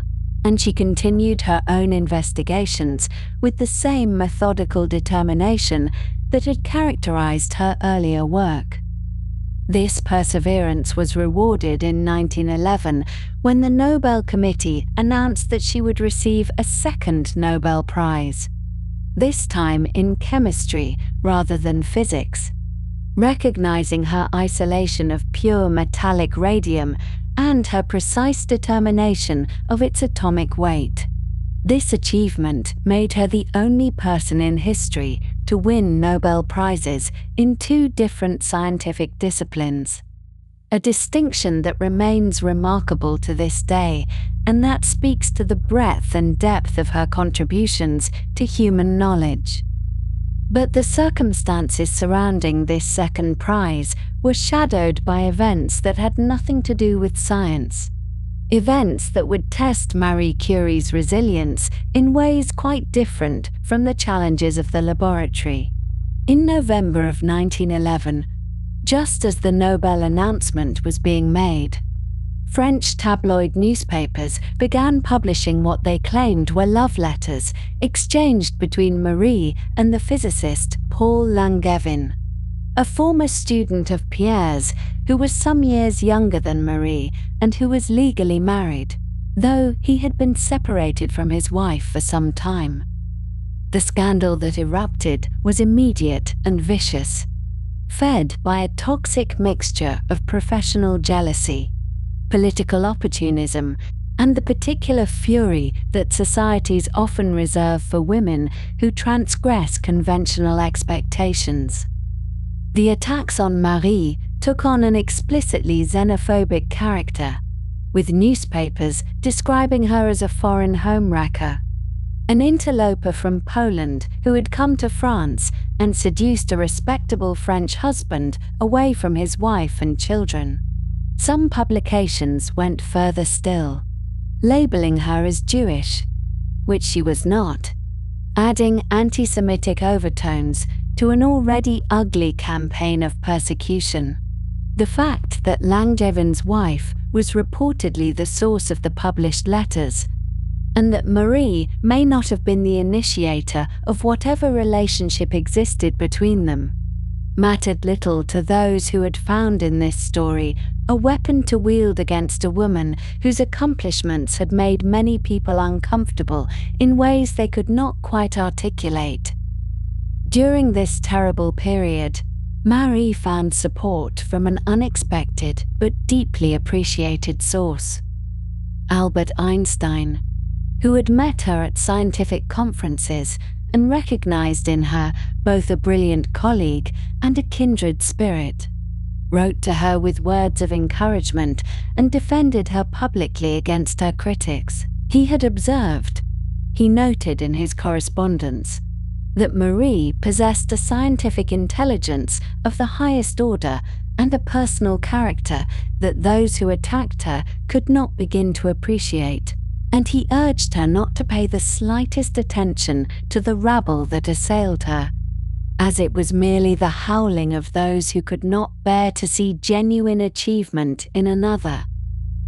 The Nobel Committee, perhaps nervous about the controversy, sent Marie a letter suggesting that she might wish to refrain from attending the award ceremony in Stockholm until the scandal had subsided. Her response was characteristically direct and dignified. She would attend, she informed them, because the prize had been awarded for her scientific work, and that work had no connection whatsoever to the particulars of her private life. She traveled to Stockholm and delivered her Nobel lecture, accepting the honor she had earned, and those who had hoped she might be cowed by public disapproval were disappointed. The scandal reached something approaching farce when Paul Langevin was challenged to a duel by Gustave Thierry, one of the journalists who had been most aggressive in publishing the story. The two men met on a field outside Paris with their seconds in attendance, but when the moment came to raise their pistols, Langevin declined to fire, and Thierry followed suit, leaving them standing there with weapons unused, while the assembled witnesses looked on in something between relief and bewilderment. No one was injured. The affair was officially concluded, and the whole episode served mainly to illustrate the absurdity of the passions that had been stirred up over a matter that was, in the end, no business of the public whatsoever. But the toll on Marie was severe. She came very close to a nervous breakdown in the aftermath of these events, her health deteriorating, her spirits crushed by the relentless cruelty of the attacks and by the reopening of wounds that had never fully healed since Pierre's death. She retreated from Paris for a time, accepting the hospitality of her friend Hertha Ayrton, a British scientist and suffragist who welcomed her to England and provided a quiet refuge where she could begin to recover her equilibrium. Slowly, with the support of friends and the passage of time, Marie regained her strength, though she would carry the scars of this period for the rest of her life. Even during these difficult years, Marie had been planning for the future, working with the University of Paris and the Pasteur Institute on the creation of a new research facility dedicated to the study of radioactivity and its medical applications. The Radium Institute, or Institut du Radium as it would be known in French, had been in planning since 1909, a project that represented the culmination of everything Marie and Pierre had worked towards. The building was constructed slowly, rising on the Rue Pierre Curie in a district that would become home to many scientific institutions, and it was completed in 1914, just as the world was about to change in ways that no one could have predicted. Marie would have her laboratory at last, a proper facility with equipment and staff and resources adequate to the work she envisioned, and she would dedicate the rest of her life to making it a center of scientific excellence. When the Great War began in the summer of 1914, Marie Curie had only just seen the completion of her beloved Radium Institute, that quiet building on the Rue Pierre Curie where she had hoped to spend her remaining years in peaceful scientific inquiry. The paint was barely dry on the laboratory walls, the equipment barely arranged upon the benches, when the distant rumble of artillery began to shake the foundations of European civilization itself. It was July of that year, and within weeks, the German army was advancing toward Paris, and the city that had been her home for more than 2 decades was preparing for the possibility of occupation. Rather than retreat into despair or flee to safety, Marie Curie responded in a manner that was entirely characteristic of her practical and determined nature, turning her scientific knowledge toward the immediate and pressing need of treating wounded soldiers who were arriving at field hospitals in numbers that overwhelmed the existing medical infrastructure. She understood, with the clarity of someone who had spent years working with invisible rays and their remarkable properties, that X-ray technology could prove invaluable in locating bullets and shrapnel fragments lodged within the bodies of injured men. The problem, as she quickly identified it, was that X-ray equipment existed primarily in large hospitals and research facilities, far from the front lines where wounded soldiers lay in makeshift medical tents waiting for treatment that often came too late. The solution she devised was elegantly simple in conception, though enormously demanding in execution, and it involved converting ordinary motor vehicles into mobile radiological units that could travel directly to the casualty clearing stations near the fighting. These vehicles came to be known affectionately as the Petites Curies, Curies. The little Curies, Curies, and they represented a remarkable feat of wartime improvisation. Each converted vehicle contained X-ray equipment powered by a dynamo that drew its energy from the car's engine, along with the necessary photographic materials and a folding examination table, everything required to produce radiographic images under field conditions that were far from ideal. Marie personally oversaw the equipping of these vehicles, applying her meticulous laboratory habits to the practical challenge of creating functional mobile hospitals. She did not simply organize this effort from the safety of a Paris office, but rather drove the very first of these vehicles to the front lines herself, navigating roads that were often damaged by shelling and crowded with military transports. The image of this small, grey-haired woman in her late 40s, dressed in a simple dark coat, driving a radiological vehicle toward the sound of distant gunfire, speaks to the particular kind of courage that characterized her entire life.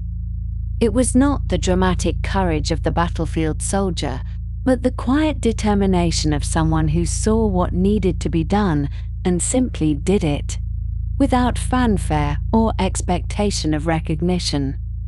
Over the course of the war, Marie established a network of these mobile units that eventually numbered around 20 vehicles, supplemented by 200 fixed radiological posts at various hospitals behind the lines. She also undertook the training of approximately 150 women to serve as X-ray technicians, teaching them the principles of radiography and the practical skills needed to operate the equipment safely and effectively. Among those she trained was her own daughter, Iran, who was only 17 years old when the war began. Still a student at the Sorbonne with her whole scientific career stretching before her. Rather than shield her daughter from the horrors of war, Marie recognized in Iran the same practical competence and steady nerve that she herself possessed, and she taught the young woman to operate the X-ray equipment with the same rigor she would have applied to any laboratory procedure. Iran served at the front, working in field hospitals where the wounded arrived in terrible condition. And this experience of seeing science applied directly to the relief of human suffering surely shaped her later career in ways both obvious and subtle. Mother and daughter worked together throughout the conflict, and the bond between them, already strong, was deepened by this shared experience of service under the most demanding circumstances. The number of wounded soldiers who were examined using Marie's radiological units has been estimated at more than 1 million, though precise figures from wartime records are difficult to verify.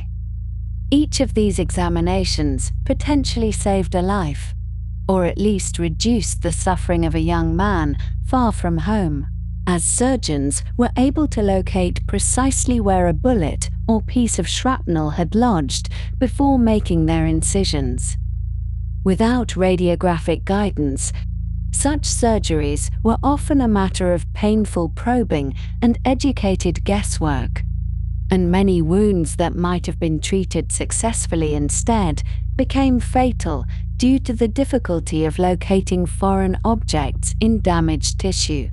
The contribution of the Petites Curies to the French war effort was substantial, though Marie herself rarely spoke of it in later years, considering it simply the obvious thing to have done under the circumstances.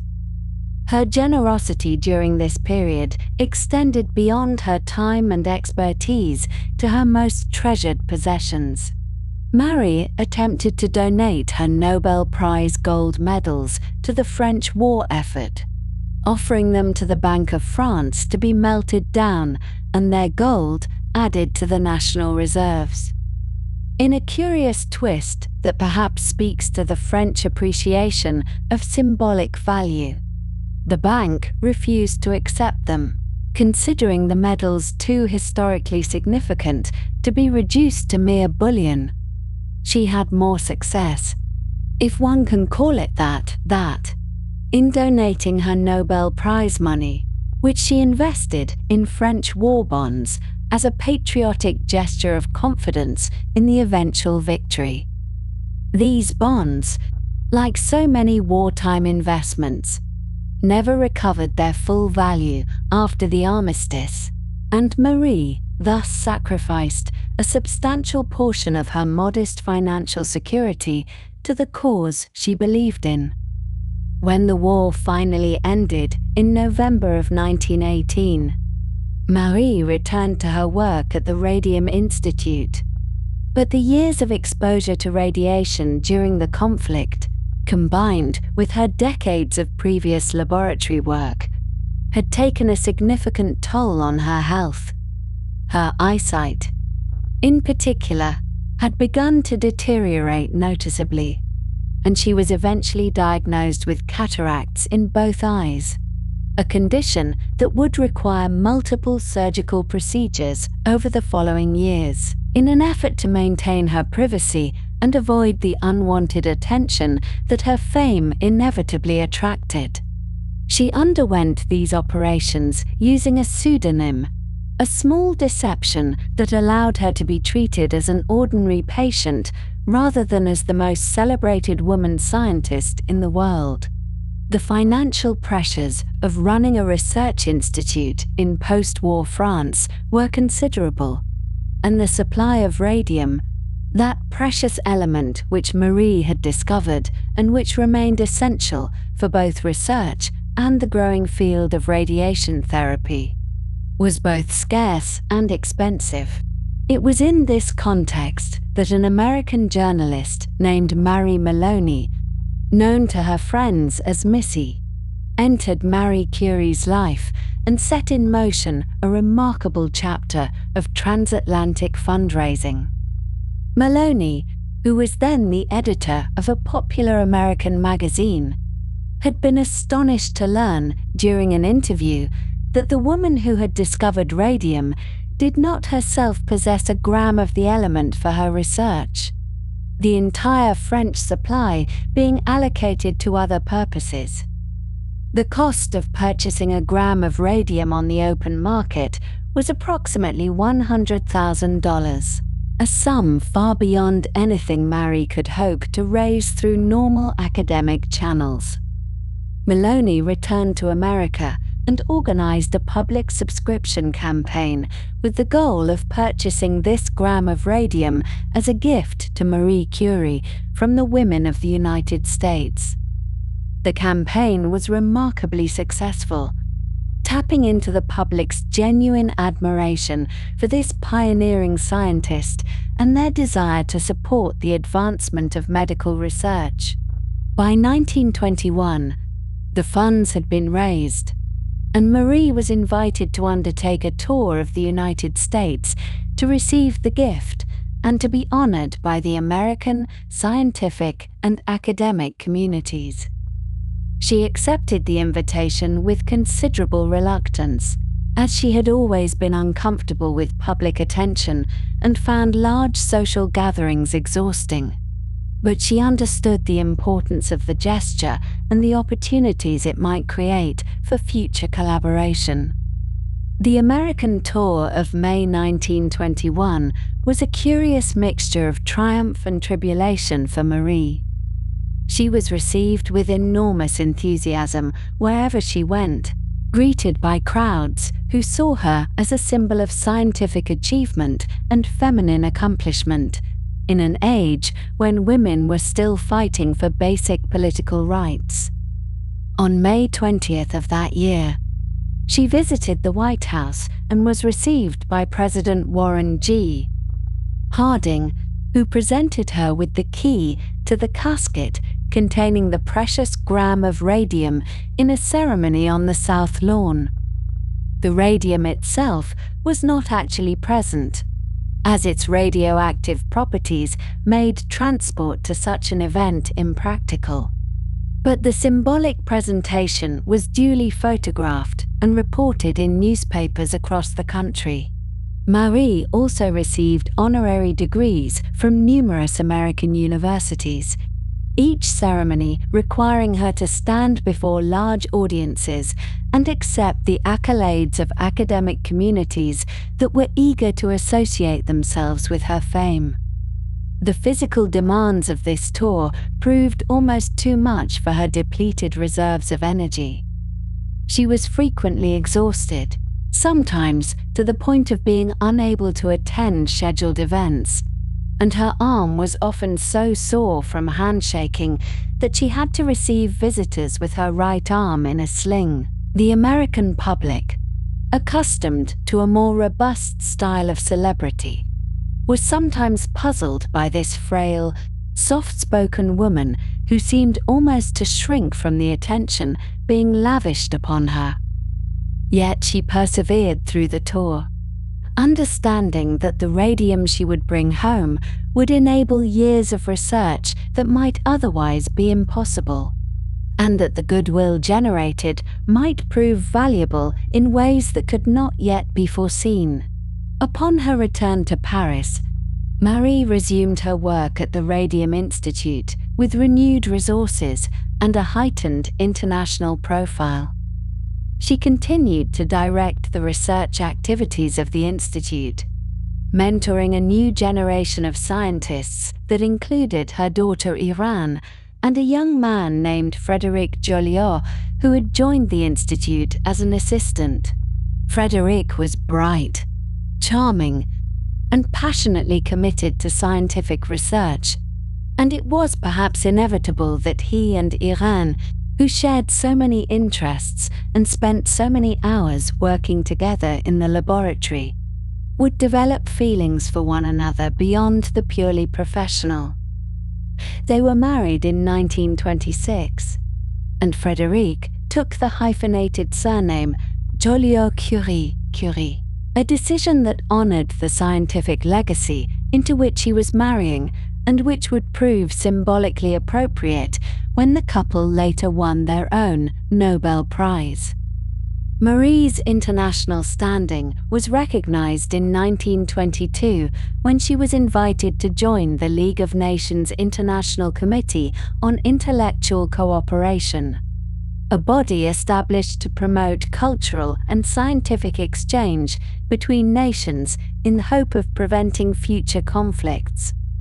She accepted this appointment and served on the committee for many years, though her contributions were characteristically practical rather than political, focusing on matters such as the standardization of scientific terminology and the protection of intellectual property rights for researchers. Among her particular concerns was the establishment of internationally agreed-upon standards for measuring radioactivity, a matter that might seem technical but which had important practical implications for medical treatments and industrial applications involving radioactive materials. A second American tour was undertaken in 1929, this time with the goal of raising funds to purchase a gram of radium for the Radium Institute that Marie hoped to establish in her native Warsaw. Poland had regained its independence after the war, and Marie felt a strong obligation to support scientific development in the country of her birth, even as she continued to direct the Paris Institute that bore her name. The American public responded once again with generosity, and the funds were duly raised, allowing Marie to present this second gram of radium to the Warsaw Institute as a gift from the American people.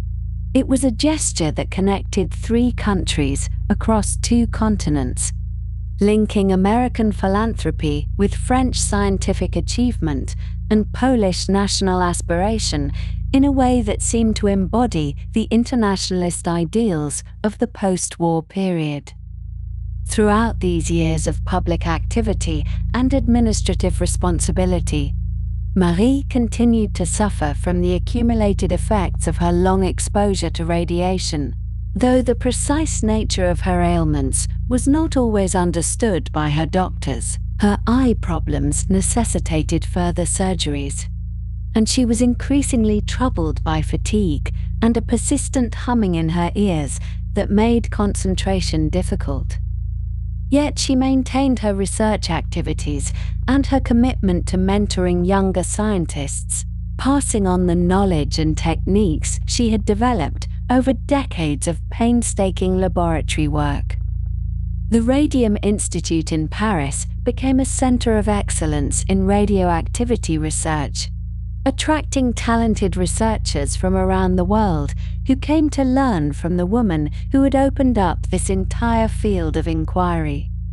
And through it all, Marie remained the same modest, hard-working, intensely private person she had always been, more comfortable with her test tubes and measuring instruments than with the ceremonies and accolades that her achievements had made unavoidable.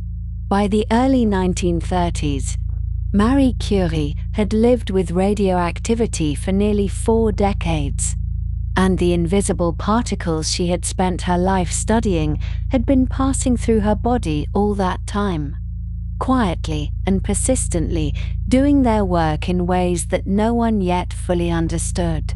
The symptoms had been accumulating for years, small disturbances that she noted and then set aside. A persistent tiredness that sleep could not quite remedy, low-grade fevers that arrived without explanation and lingered without resolution, a humming sound in her ears that had become so familiar she scarcely noticed it anymore, and a gradual dimming of her vision that made the delicate work of laboratory measurement increasingly difficult. She had always been thin, but now she seemed to be fading somehow, her body growing lighter and more fragile, even as her determination remained as steady as it had ever been. She continued to work, of course, because the work was what she had always done, and she could not imagine doing otherwise. Each morning she would make her way to the laboratory, moving more slowly than she once had, pausing sometimes to catch her breath or steady herself against a doorframe, and then she would take her place at the bench where she had spent so many thousands of hours, among the equipment and the notebooks and the faintly glowing compounds that had defined her life. The younger researchers who worked alongside her noticed that she tired more easily now, that she sometimes needed to sit and rest in the middle of an experiment. But they also noticed that her mind remained as sharp and precise as ever, that she could still spot an error in a calculation or a flaw in experimental design with a single glance at the data. In 1933, she completed what would be her final scientific paper, a careful and methodical study of actinium, one of the radioactive elements that had emerged from the great flowering of research she had helped to initiate all those years ago. The paper was characteristic of her work in every way, thorough and precise and entirely free of unnecessary speculation, a quiet contribution to the ever-growing body of knowledge about the atomic world. She had no way of knowing, as she wrote it, that it would be her last, that the fatigue and the fevers and the strange symptoms were signs of something far more serious than overwork or advancing age.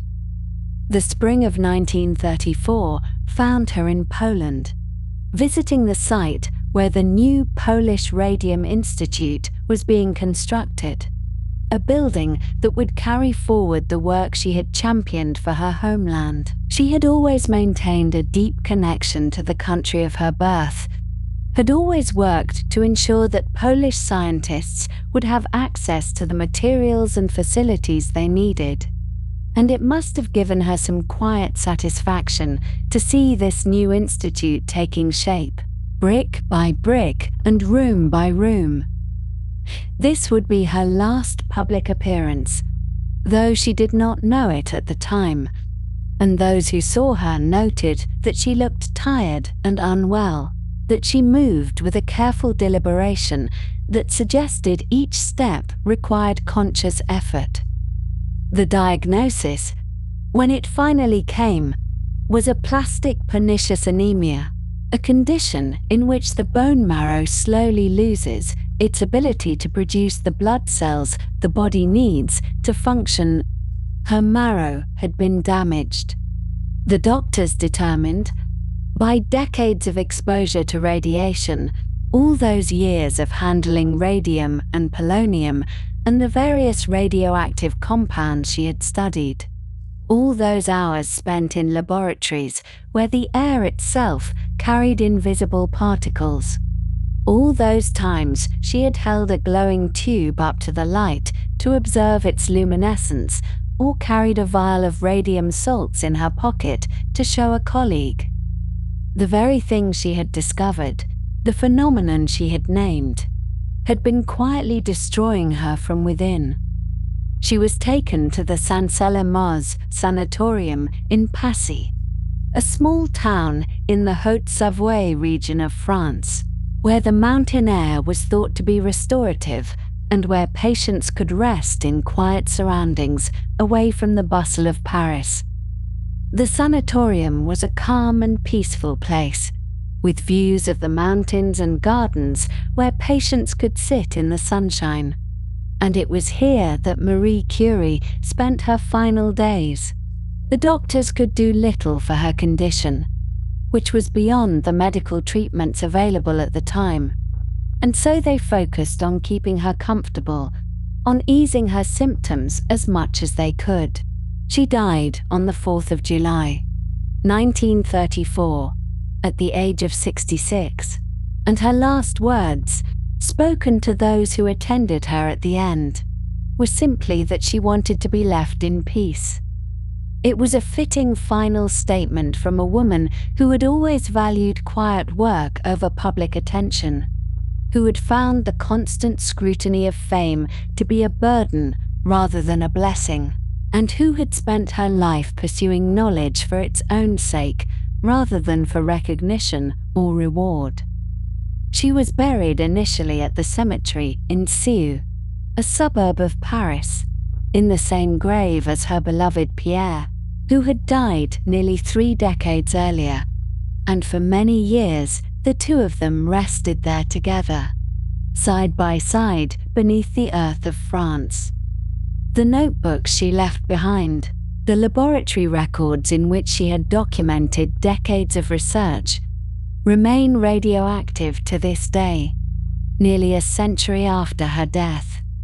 The radiation she worked with has a half-life measured in hundreds or thousands of years, and the traces she left on those pages, the fingerprints and the smudges and the faint contamination from her hands and her clothing, continue to emit particles just as they did when she was alive.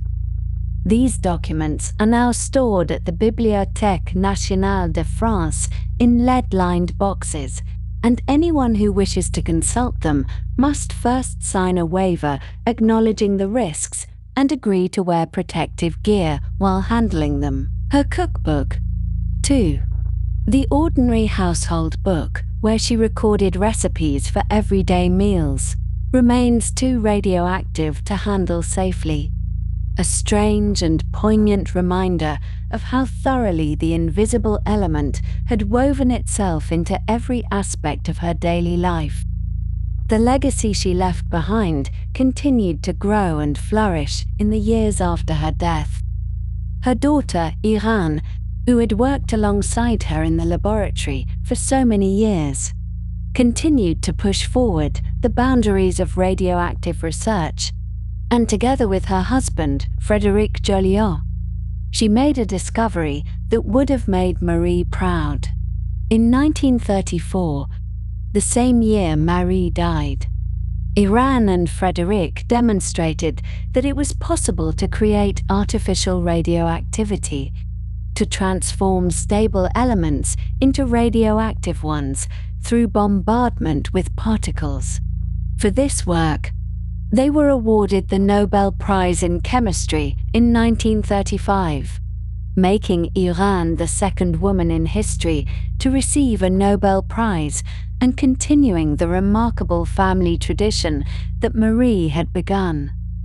The prize was a testament to the enduring power of the research program Marie had established, the questions she had asked, and the methods she had developed.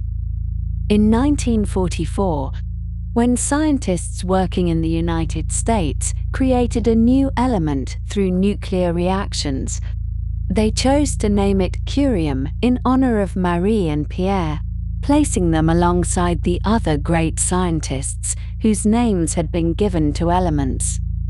Element 96, curium, sits in the periodic table as a permanent reminder of their contributions, a fitting tribute to the couple who had done so much to reveal the secrets of the radioactive elements. The Radium Institute that Marie had founded and nurtured became the Institute Curie, and it continues to operate to this day as one of the world's leading centers for cancer research and treatment.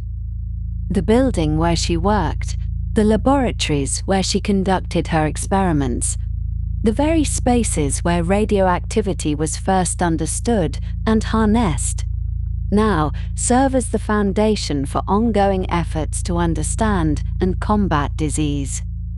Thousands of patients receive treatment there each year, benefiting from technologies and techniques that can be traced back, in one way or another, to the work that Marie and Pierre began in their modest shed laboratory more than a century ago.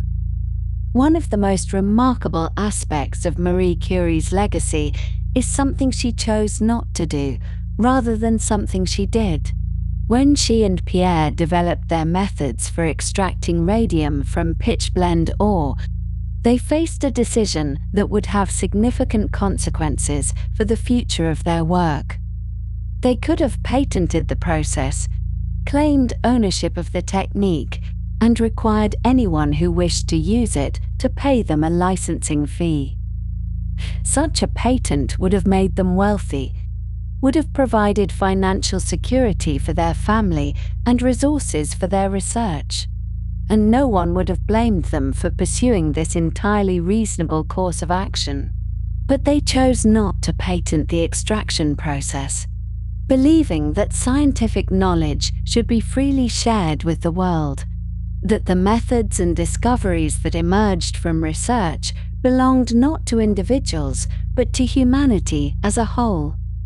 Marie spoke of this decision in later years, explaining that it seemed contrary to the scientific spirit to restrict access to knowledge that could benefit so many people. The decision meant that radium could be produced by laboratories and medical facilities around the world without restriction, that the treatment of cancer patients and the advancement of research would not be limited by financial considerations, and that the benefits of their work would spread as widely and as quickly as possible.